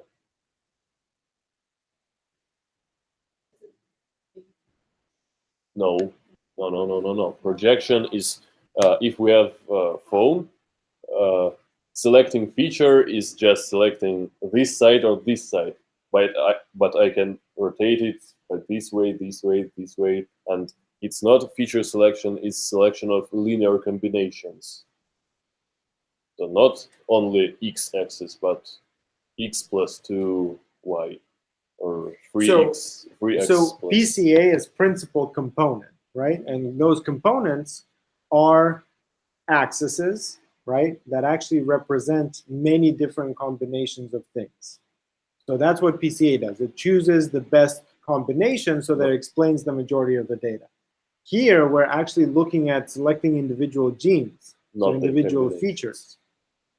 And and so when we do stepwise LDA, and we will see it right now, if we do, like you said, 7,000 genes, right? The major question is, we want to get to, if we have 52 samples, something like under 50 genes, and we don't really have a simple way to do it.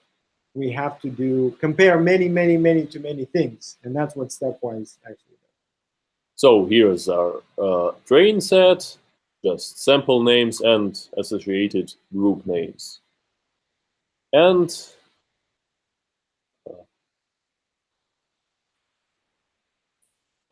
here is a test set. No group names. And stepwise LDA will make predictions. It will tune parameters on train set and make predictions on test set. But actually, before you close this, it's important to understand that the training is not included in the test. So if you have a total of 52, you can take, let's say, 20, and then you will have 27 left, or 32 left in the other one. So if you have the test inside, or the test contains training, that's going to be bad for your prediction. So we had 52 samples, and here we see 3, 6, 9, 14 samples. Actually, I know. A quick question. So the train set is randomly chosen, or can we choose anything? How does it work up here? On real problems, you do not separate the data to train and test sets. We had 52 samples, and we know groups for each of them. So I have just artificially created this test data set. So imagine that the algorithm is like a box, and the box knows to recognize what this is. So what this is, we first need to tell it what it is, right? So we need to show it many pictures of cats, right? Then it will start learning that this is a cat. So, but in real life scenario, we will have a number of samples that we do know something about and a number of samples that we don't know anything about. And the job is to train it and then see how it recognizes. In our case, we created this artificial example so that we already know the answer, but we can just see whether the algorithm does what we think it should do. So I know the answers to these samples, and you do not know, and we will see.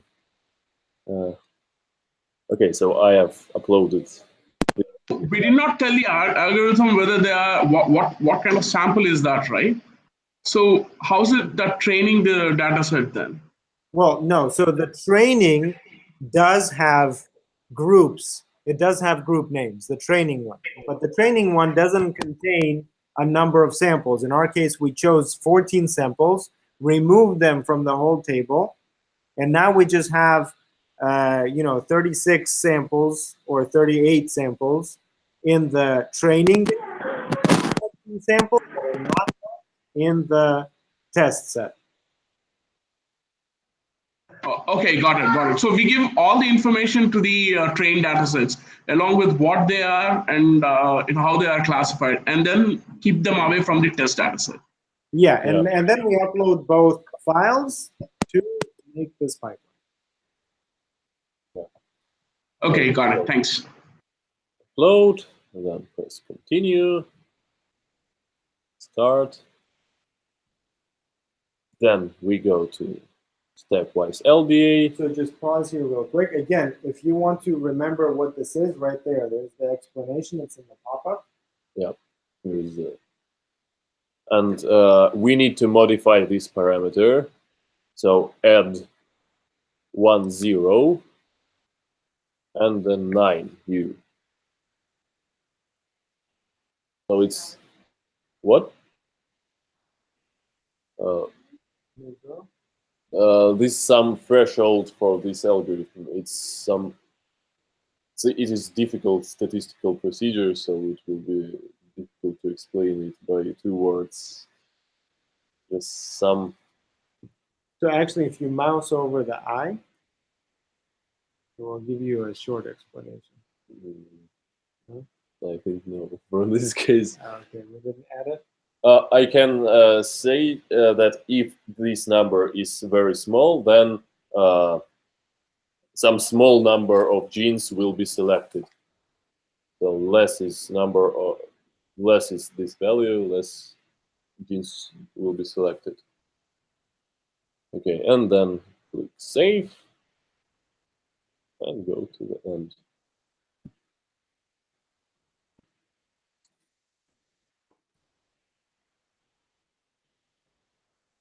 This pipeline will take about 5, 6, 7 minutes. So let us look at the output. Not wait. It is in output files folder, in supervised folder, and in SVLDA subfolder. Here we have file called SVLDA prediction test. We can open it with simply Notepad. And it assigned classes to the samples from the test data set. And as I said, I know correct answers. And from these 14 samples, there's one wrong prediction, this one. So this sample is actually normal-like. And all other predictions are correct. So can we open the dendrogram with the sample names? Yep. Sure. Easy.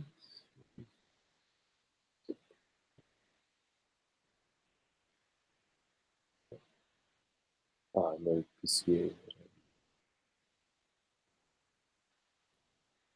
So in this case, actually, it's important to just kind of consider that these methods don't tell you how exactly they arrived at this conclusion. There's some algorithm that does it, and you can understand the algorithm, but it doesn't tell you, oh, it's because of, these considerations. So it's a little bit more difficult to interpret sometimes the outputs of the sample, but there's a way to check, right? So this was 18. Here is it. It's right there, right? So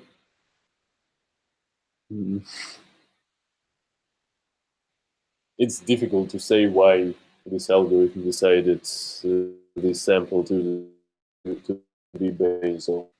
some things that go into this is obviously, what we gave it. So how well the training data set represents what we have in the test. But also some fine tuning of parameters sometimes plays a role. So playing around with things and doing them multiple times might produce different results. And if you're really trying to solve a problem, that's the way to go. Okay, let's go back to the folder and see what we have there. There's some prediction statistics. For example, here we have confusion matrix for the training data set.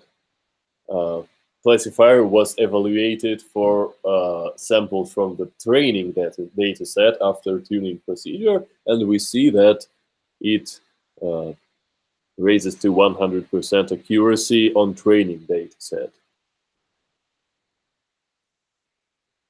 Well, there's no confusion matrix on test data set because I have not specified correct classes, so algorithm can't know which are correct, which is not correct. Only I know. Okay, so this is about confusion matrix. And you can say that it's obvious that after training on the training data set, algorithm will give a 100% correct answer to the training data set. But that's not true in general case, because if you want to get 100% classification on training data set, you will race to overfitting. So you have noise in your training data, and if you will tune parameters to have 100% accuracy, you will forget about some other samples which exist.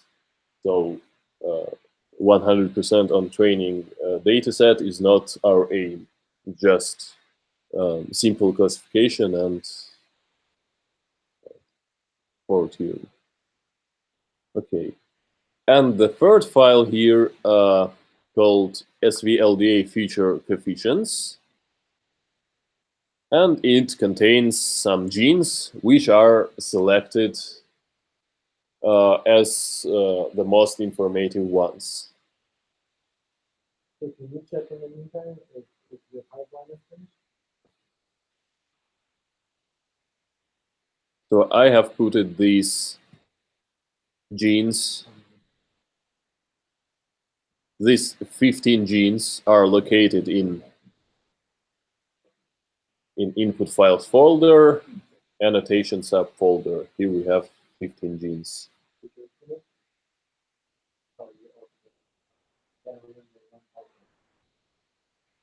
Yeah, just a general note to everyone, you have to press the green Run Pipeline button. If you don't, it will say prepared.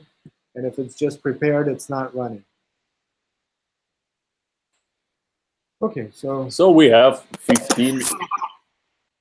A quick question. How do we get the code for this particular analysis that is being done, in sense, to know what exactly is, how is this analysis being done? It's like, is there a way to get the R code or anything from this, the background information, or no? can you get the R code? Yeah, you can get the R code.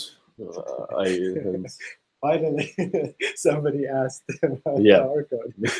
So you can access to the pipeline folder, click download pipeline files, and here you have svlda rpack.zip. Oh, okay, cool. I will return to this question some minutes later. Okay. Yeah, right now it's only R.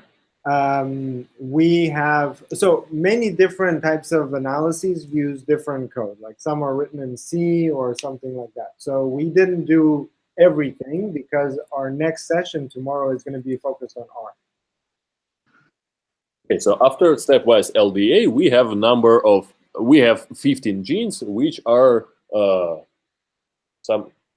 they are informative. So we had 7,000, and now we have only 15. Now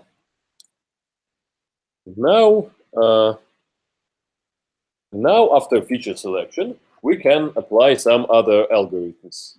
Now we can do play. Yeah. So what are the three columns? The LD1 to LD. Yeah, so he's talking about the features coefs. It's just some statistical coefs. Don't look at them. It's just some magical numbers. Okay. Now I will go to the presentation mode. Sahil, we're going to put you on black screen here for a second.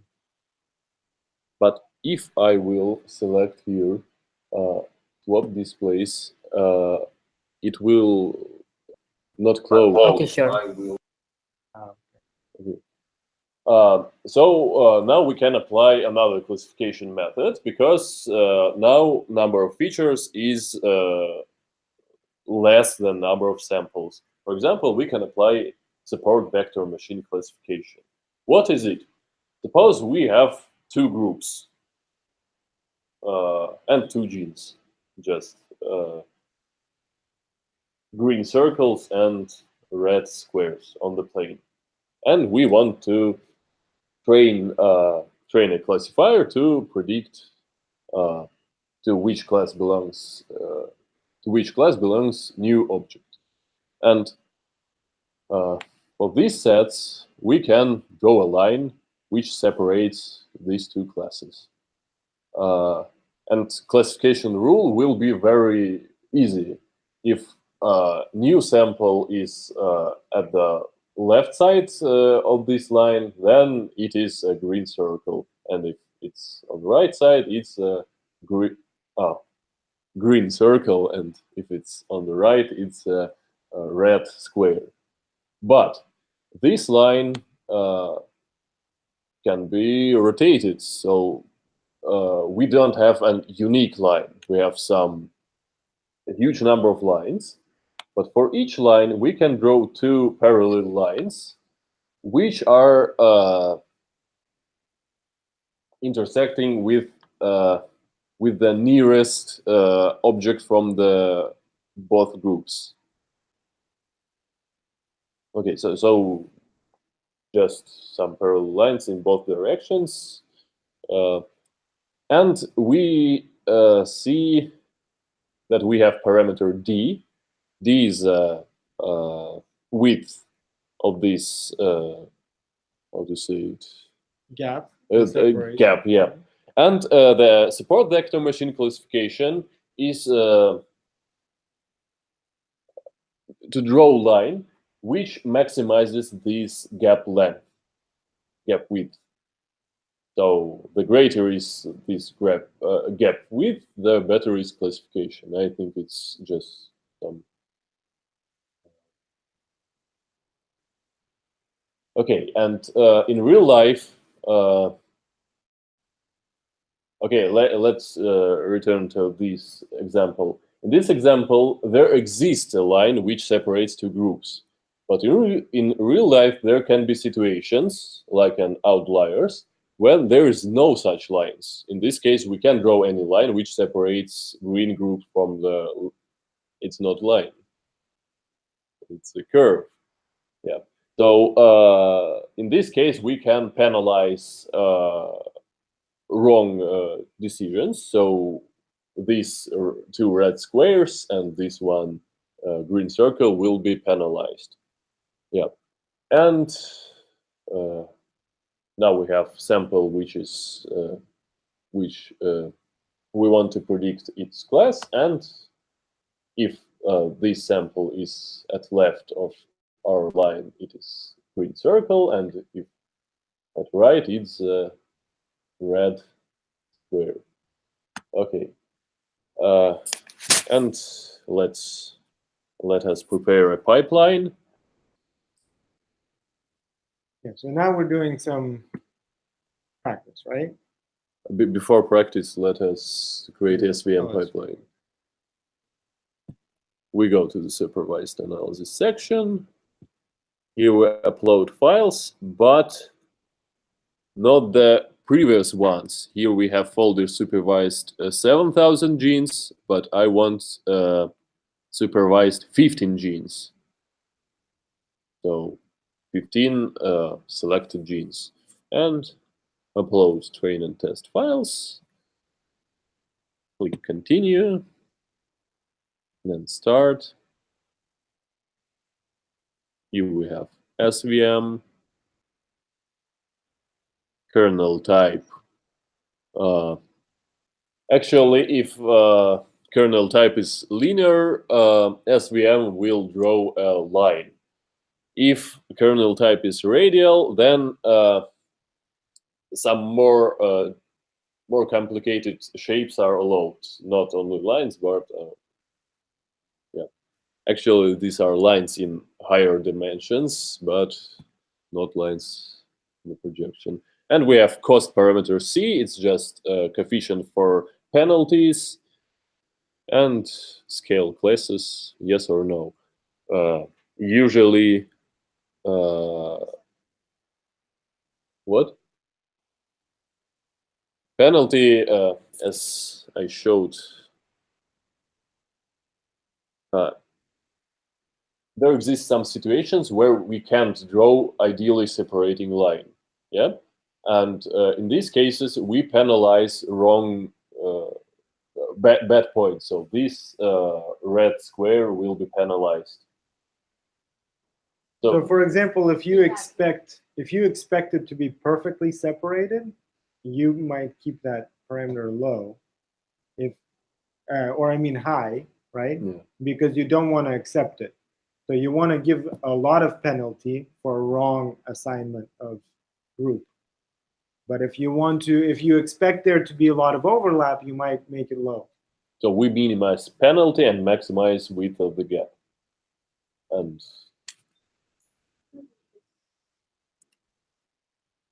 yeah, if you go into the parameter, it's a penalty coefficient. So it's a number which is coefficient for penalty sum. So yeah.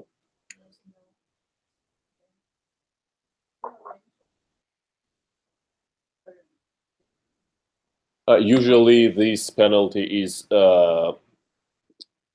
you do some experiments. In first experiment, you put it 1. In second, you put it 5, 7, and choose the best one. So you can't look at the data and say that the best value of this coefficient is 17. You need to.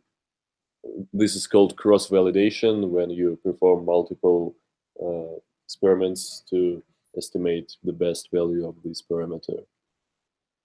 Let's select radial kernel type. It's the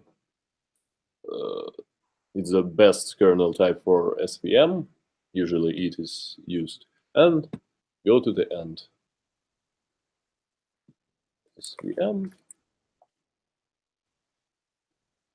Okay. Don't forget to click on run. And for SVM, results are perfect.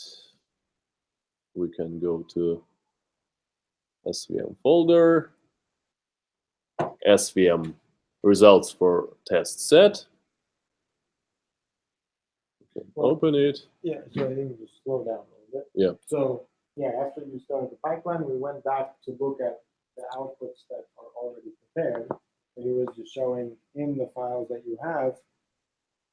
It's again in the output files under supervised analysis and then under SVM. You can just look to the screen, just this like the same file, but here this sample is correctly classified, so no errors on test set. So SVM is a very powerful classificator, but we need to select feature before running SVM. If we will run SVM on 7,000 genes, first it will take some very, very long time. Very, very long is infinity. And but if we will wait infinite time, it will give some not meaningful results. Okay, and this is about SVM.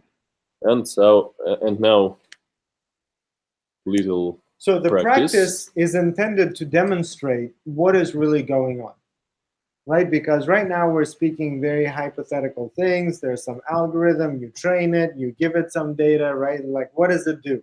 So let's pretend we are the algorithm, and let's try and do this ourselves.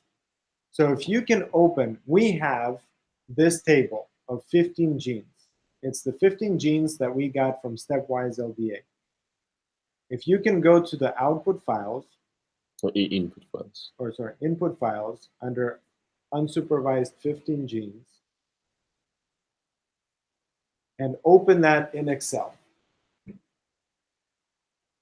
you want to also just do this on the screen, or Yeah. So if you just open those files, okay. So again, what do we see here? We see 15 genes and their expression values by sample, and we have 52 samples. Okay, so now our task is to use expression values and try and see if we can create groups from them. So the easiest way to look at a lot of numbers at the same time is a heat map, right? So do you guys know how to do a heat map in Excel? if you just select all, you do Command A, and then you go into conditional formatting, and you do color scales, and let's assign red to be the highest. Yeah. Hold on. Cancel. So, yeah, let me see. I think it's correct.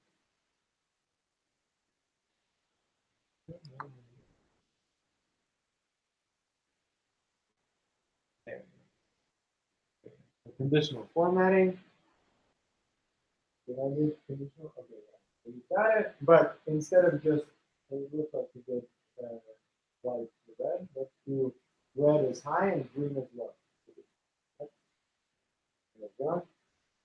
There we go. Okay, so now you have this table. Now let's make it smaller. At the bottom, you have make it smaller. Okay, and now you can see some pattern, right? The screen is not working properly. Screen sharing. How to put it on the top?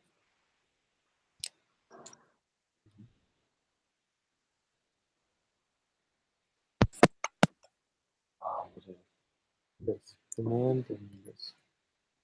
Okay, so we need to stop and do it again.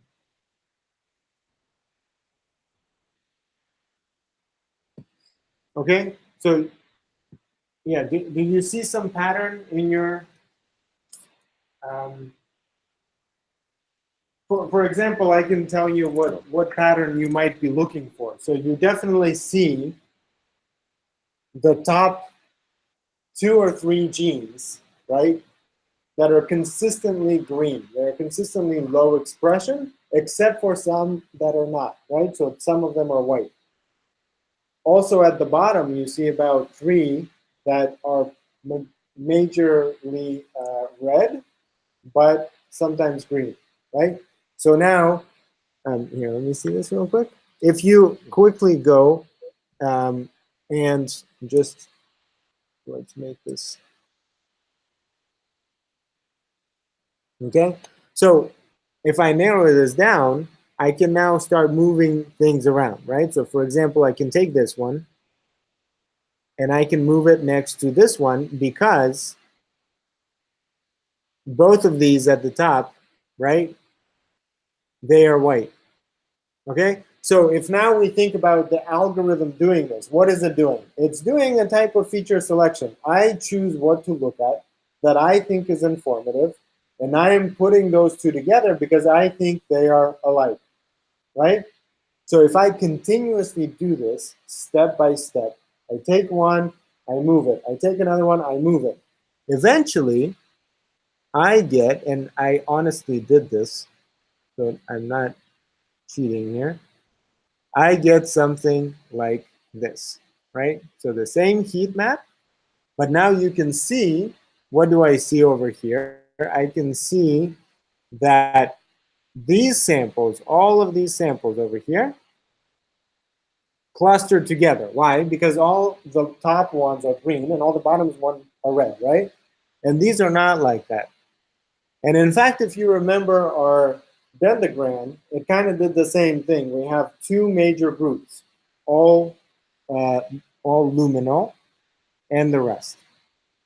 But I also see some strange things, right? So if I look through here, like for example, this looks strange. Everybody's green and this one's white. Or here, I've got this guy who's an outlier. It's all kind of strange looking, right? Even though it's luminal. So I start seeing that this actually does represent the full data set. If you remember the clustering that we did with 7,000 genes, it gave us HCC 201 as an outlier, right? Or 202. So I think we are seeing the same thing. So this is just to illustrate what the algorithm actually does to try and determine some groups. Yeah. Okay, and these facts raising us to the fact that feature selection can be really good even for unsupervised learning. Now, if I will run PCA and hierarchical clustering on 15 genes, not on 7,000 as I have done before, but on 15, I will see better results. Let us look. If I will run PCA on these 15 genes, I will see perfect visual separation of these groups.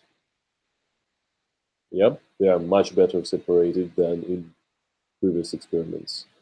For hierarchical clustering, we also see much better tree structure. Actually, you see luminal is also divided into two groups. It's not random effect. Luminal is sometimes classified as luminal A and luminal B, and we see them.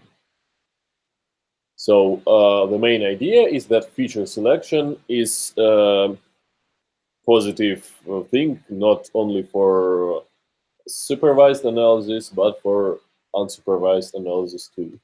So feature selection is a very good thing. And you can run these two pipelines as in previous runs simply by selecting files from unsupervised 15 genes folder. Then we've selected from 7,000 genes, now from 15. Okay, and that's all of about these this. methods that we've done up until now are covered in Transcriptomics 1, 2, and 3. Transcriptomics 1 actually goes through the first part that we did, which is from raw files to gene expression table. Transcriptomics 2 deals with basic statistics behind finding groups and how to do PCA and interpret PCA. The Transcriptomics 3 lesson or course is focused on machine learning. So how to do many different machine learning things, not just the ones that we covered today, but also k-means clustering and other techniques with examples. Are there any questions?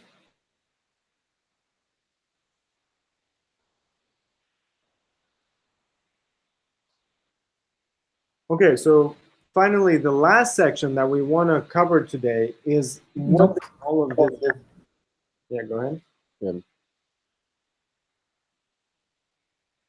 Okay, so what does all of this mean, right? So we found some 15 genes, we found some groups. How can we find the biology behind what we found? Okay, and first idea is to transform some ugly ensemble IDs to some meaningful information. For that, we have a utilities section in the platform. You can select it. Upload file with 15 IDs of these genes. This file is located at input files, annotation, 15 genes. Look at it. We upload it. Press continue. Start. What? So it's under input file. Oh, okay, utility. Okay.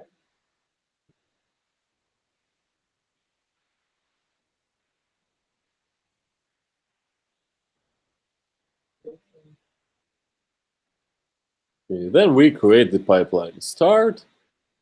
Then we go to the annotation job, save it with default parameters, and go to the end.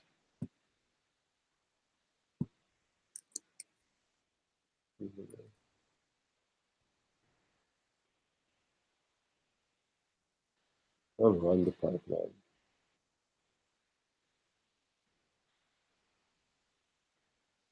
Okay, it's running. Let us see the results. They are located in output files, post-processing, And file is called 15 genes annotated. Oh, it's better to open it.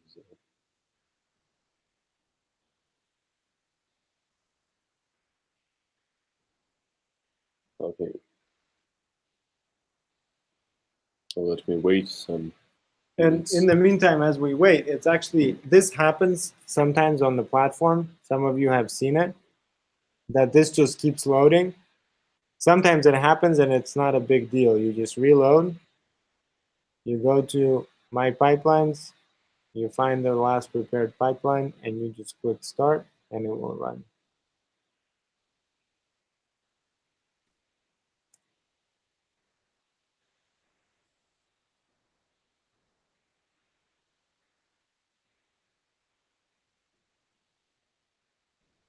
Okay. In this file, we have a lot of information about our genes. Just a huge table with any public available information. And the main thing we will use today is gene symbol, because here we see two genes, DCN and EPCAM. Let me return to the presentation. Which are known to be some cancer markers. So, what's the names? EPKM. You can read about it in this article. Well, okay, we so have some. let's just demonstrate how to find all this, right? So first of all, in this table, right, you see the name, you have gene description, okay? And you can look, what does this gene do? And then you go through the domains, right? So typically, how do people do this kind of work? And do you have any idea how do people annotate genes from Ensemble? No. So typically you go to a database called David, and you plug in your net list of genes, and it takes like 15 minutes, and you get all of these different outputs. And what it does is it goes through a database of known genes and what pathways they're involved in, and tries to understand how it relates to their function. And so that's what you get here is gene description is just of that individual gene, and then geodomain and category and multiple domains, they talk about multiple types of activity that these genes are involved in. And so these two that we selected, EPCAM and DCN, so you see for DCN, it says decorin. You see gene description right here, it says decorin. So I can go over here and you see decorin, right? I can actually use that name and search through literature and find a bunch of papers that talk about this gene. And in this case, we can see that these two are important gene signatures for metastatic spreading of breast cancer, for example, or the other one is in tumor microenvironment. So that's just to explain how from this basic table of ensemble IDs, we can get to something meaningful, something that we can try and interpret in terms of what people know about function of genes. Okay. And the last thing is there another approach for feature selection. Now, suppose that we have only two samples, two groups and some samples in both groups. And for each gene, we have expressions in first group and in the second groups. Yep. And we can try to compare mean expression levels in two groups. How we can do that? Yeah, first of all, this technique is called differential expression analysis. We find genes which are, for example, low expressed in the second group and high expressed in the first group. Which characteristics can be calculated? First characteristic is the difference between mean expression levels. just we have mean expression level in the first group and in the second group. And we can take difference, and this difference is called fold change. And actually this value is presented in logarithmic scale. So fold change equal to 1 means difference in expression levels in 2 times. Okay. Second value indicates statistical significance of this difference. This value is called p-value, and this is a probability of observing such or bigger difference if we assume that there is no difference. So low p values indicates big difference between mean expression levels. So if we have p-value 10 power minus 16, that this indicates that this gene is actually low expressed in the first group and high expressed in the second, or inverse situation. But in our cases, we have a huge number of genes. And suppose, let me show some example.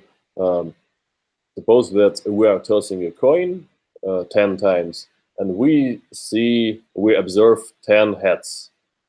So after that, any normal person will say that this coin is not normal.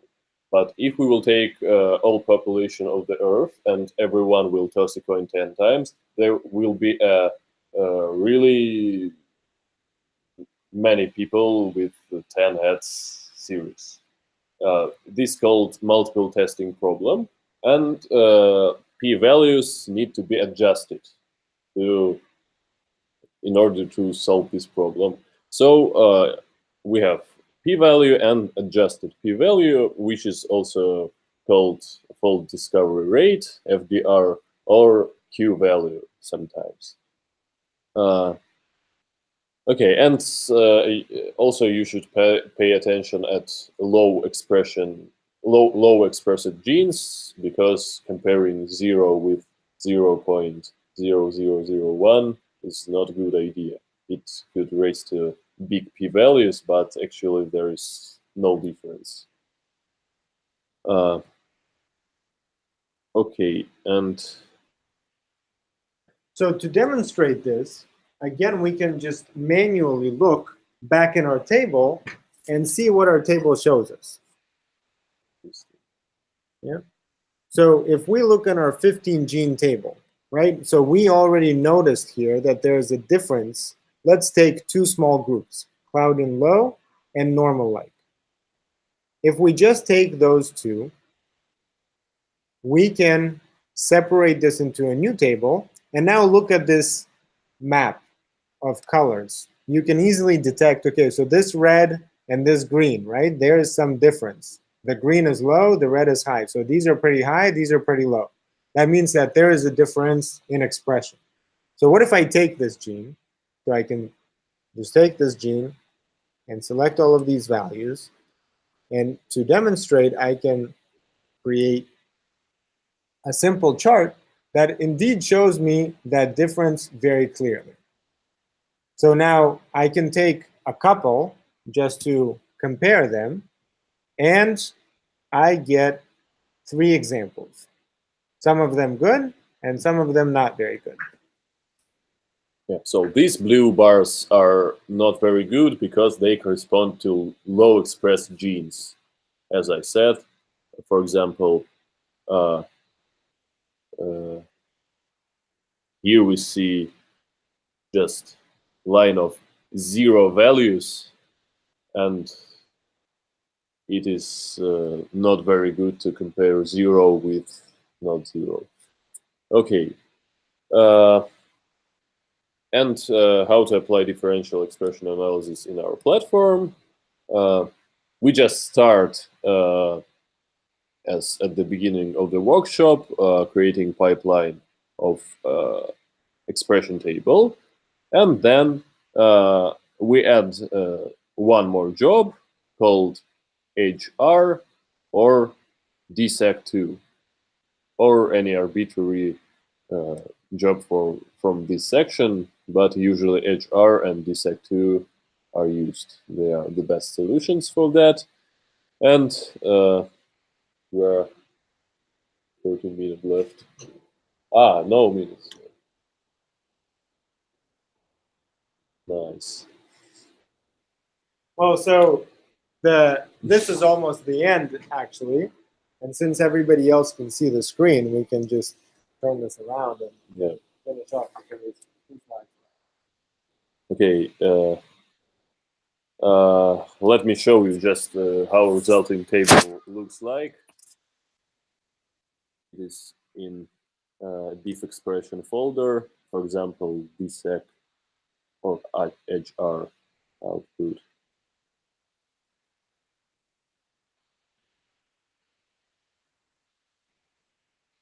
So here we see gene name, logarithmic fold change. Log CPM is a characteristic mean expression level. So if it is low, we shouldn't look at this gene. And we have p-value and adjusted p-value, false discovery rate. And we can sort this table by FDR. And the first, for example, 15 genes are best genes for separating these two groups. So they have really extremely small p-value. That means that we have really big difference in expression levels. Okay, and after creating this table, we can perform pathway enrichment analysis. What is this? We have some pathways, some known pathways, and we have top 100 genes from differential expression analysis. And we want to understand, are these 100 genes presented in some known pathways? For that, we have,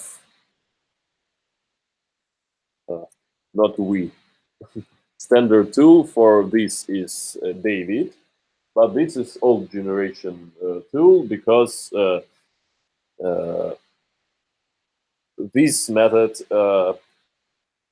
does not look at level of differential expression. It just looks to the gene names, not looking at p-values and fold change and so on. And if we will take into consideration level of differential expression, for example, fold change, we can run not human, just gauge tool. Well, so it's called human gauge because actually here it works only for humans. It's not in general. You could set it up for anything. Yeah. So it's just new generation pathway enrichment analysis methods. It's just difficult statistics. Here's a slide how to run it to our platform. And it results to very beautiful and meaningful pictures.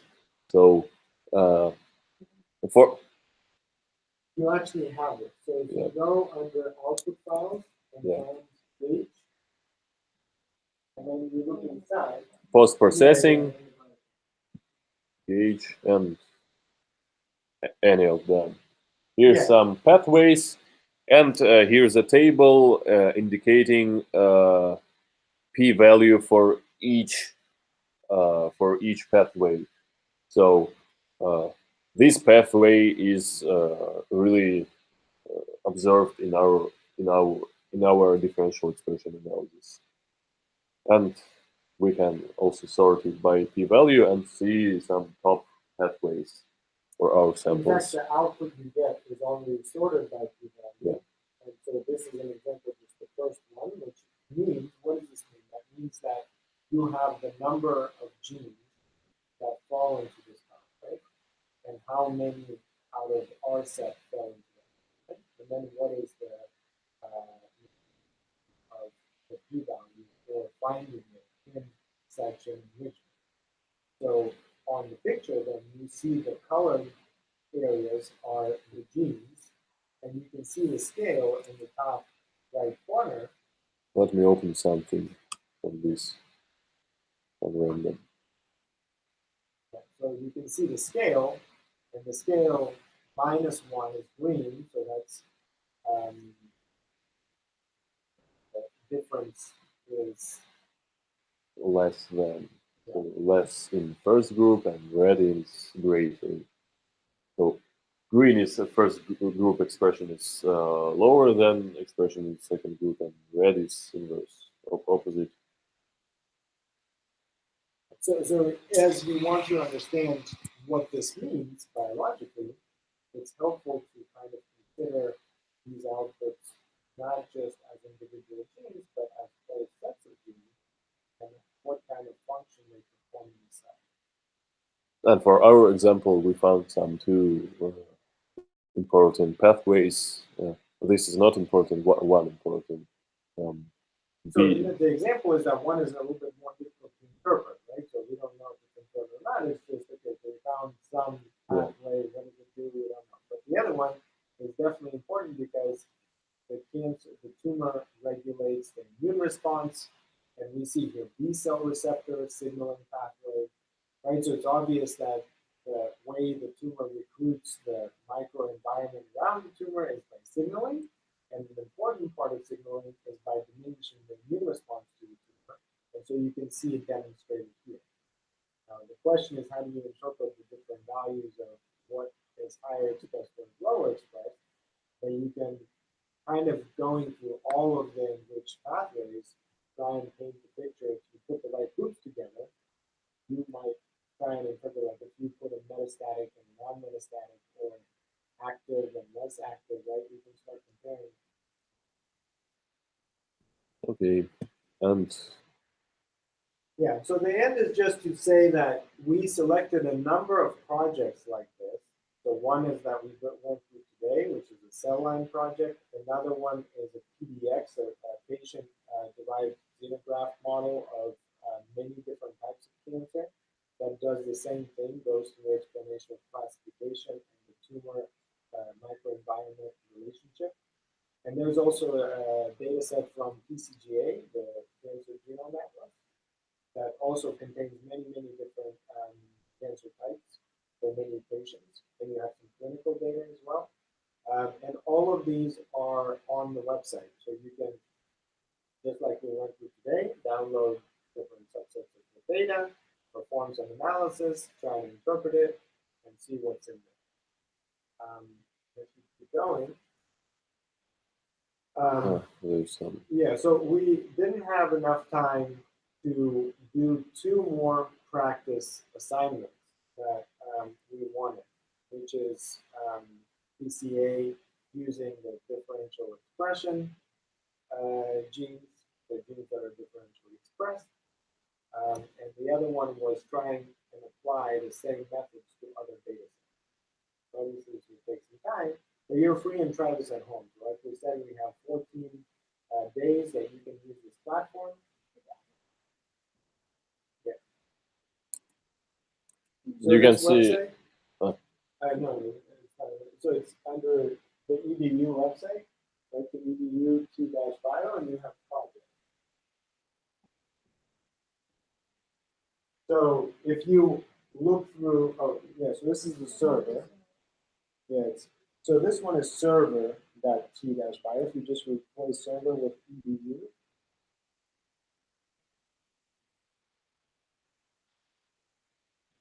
So on the EDU website, yeah, this one, you have projects, yeah. And so the projects are curated data sets with some breakdown of analysis types.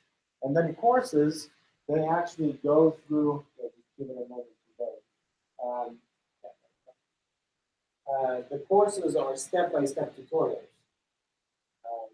So that's there. And we go to the next slide. Yeah, the last part of it is our scripts. So like we said, some of these are available in R. So in fact, in your output files, you will find those R scripts. We will, so Kasturi, if he feels better. Where do you get that? Where do you see that? The PowerPoint. Yeah, so Yeah. sorry, your PowerPoint is actually the older version of the PowerPoint because we weren't going to go through this. But if you go in your output files, not in output, in R code. R code, yeah. Yeah, so you have the R code right there, or if you ran the pipelines, you'll be able to see, yeah. So you can open this in RStudio, and there's a list of packages on the next slide there that you have to have installed to run these scripts.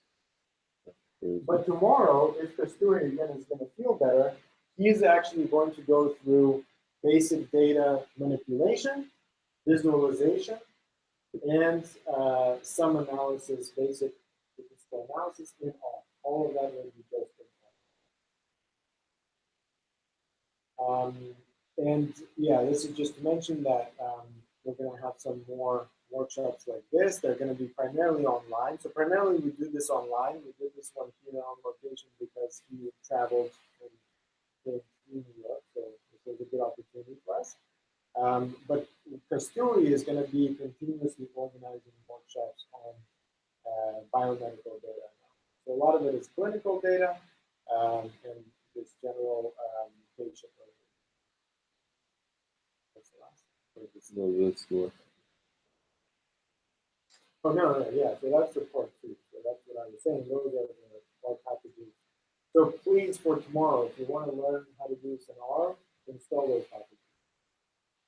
And if you want to practice on this, just some homework, you have hands-on directory, and here are some files. For example, in folder 2, there's a mixture of TCGA and PDX samples, and your task is to run PCA or hierarchical clustering and see the separation of these two.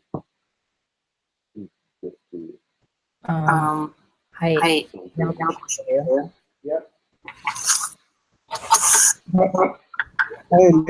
One question, like I have only that I've analyzed previously the two parent reads of two different samples. I don't know the what sample it's related. I just like to know what genes differentially, not differentially, level of expression of different genes, right? I'm not comparing with one with others. I'd like to just know what are the genes overexpressed, what are the genes down expressed. So I'll do the unsupervised analysis, right? Well, so when you have only two samples and you want to see genes that are highly expressed or low expressed, yes, there's no analysis to do there.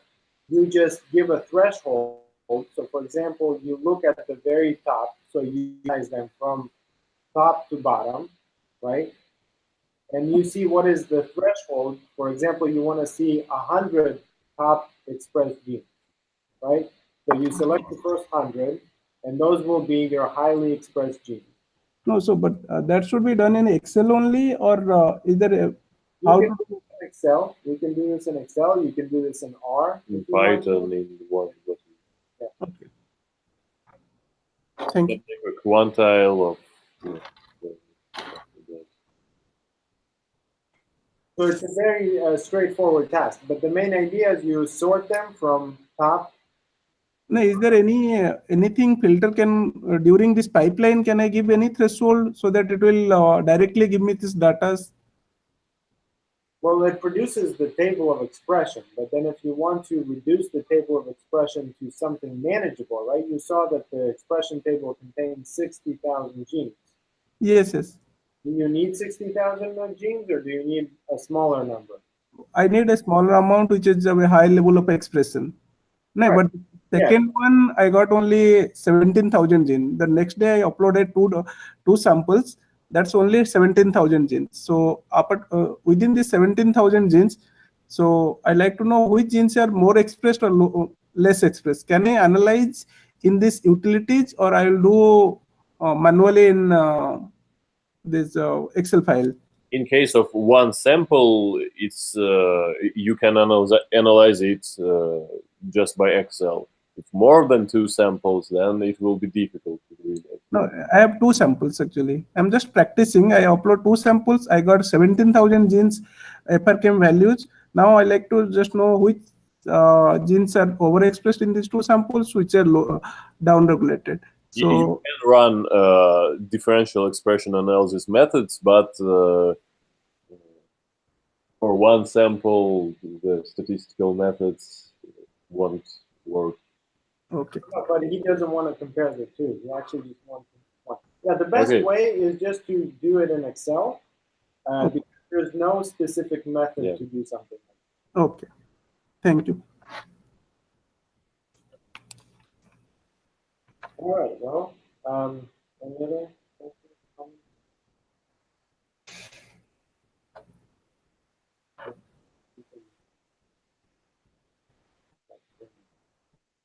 Comments. All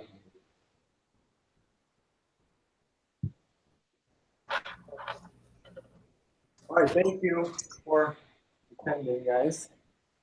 Thank you. Yeah.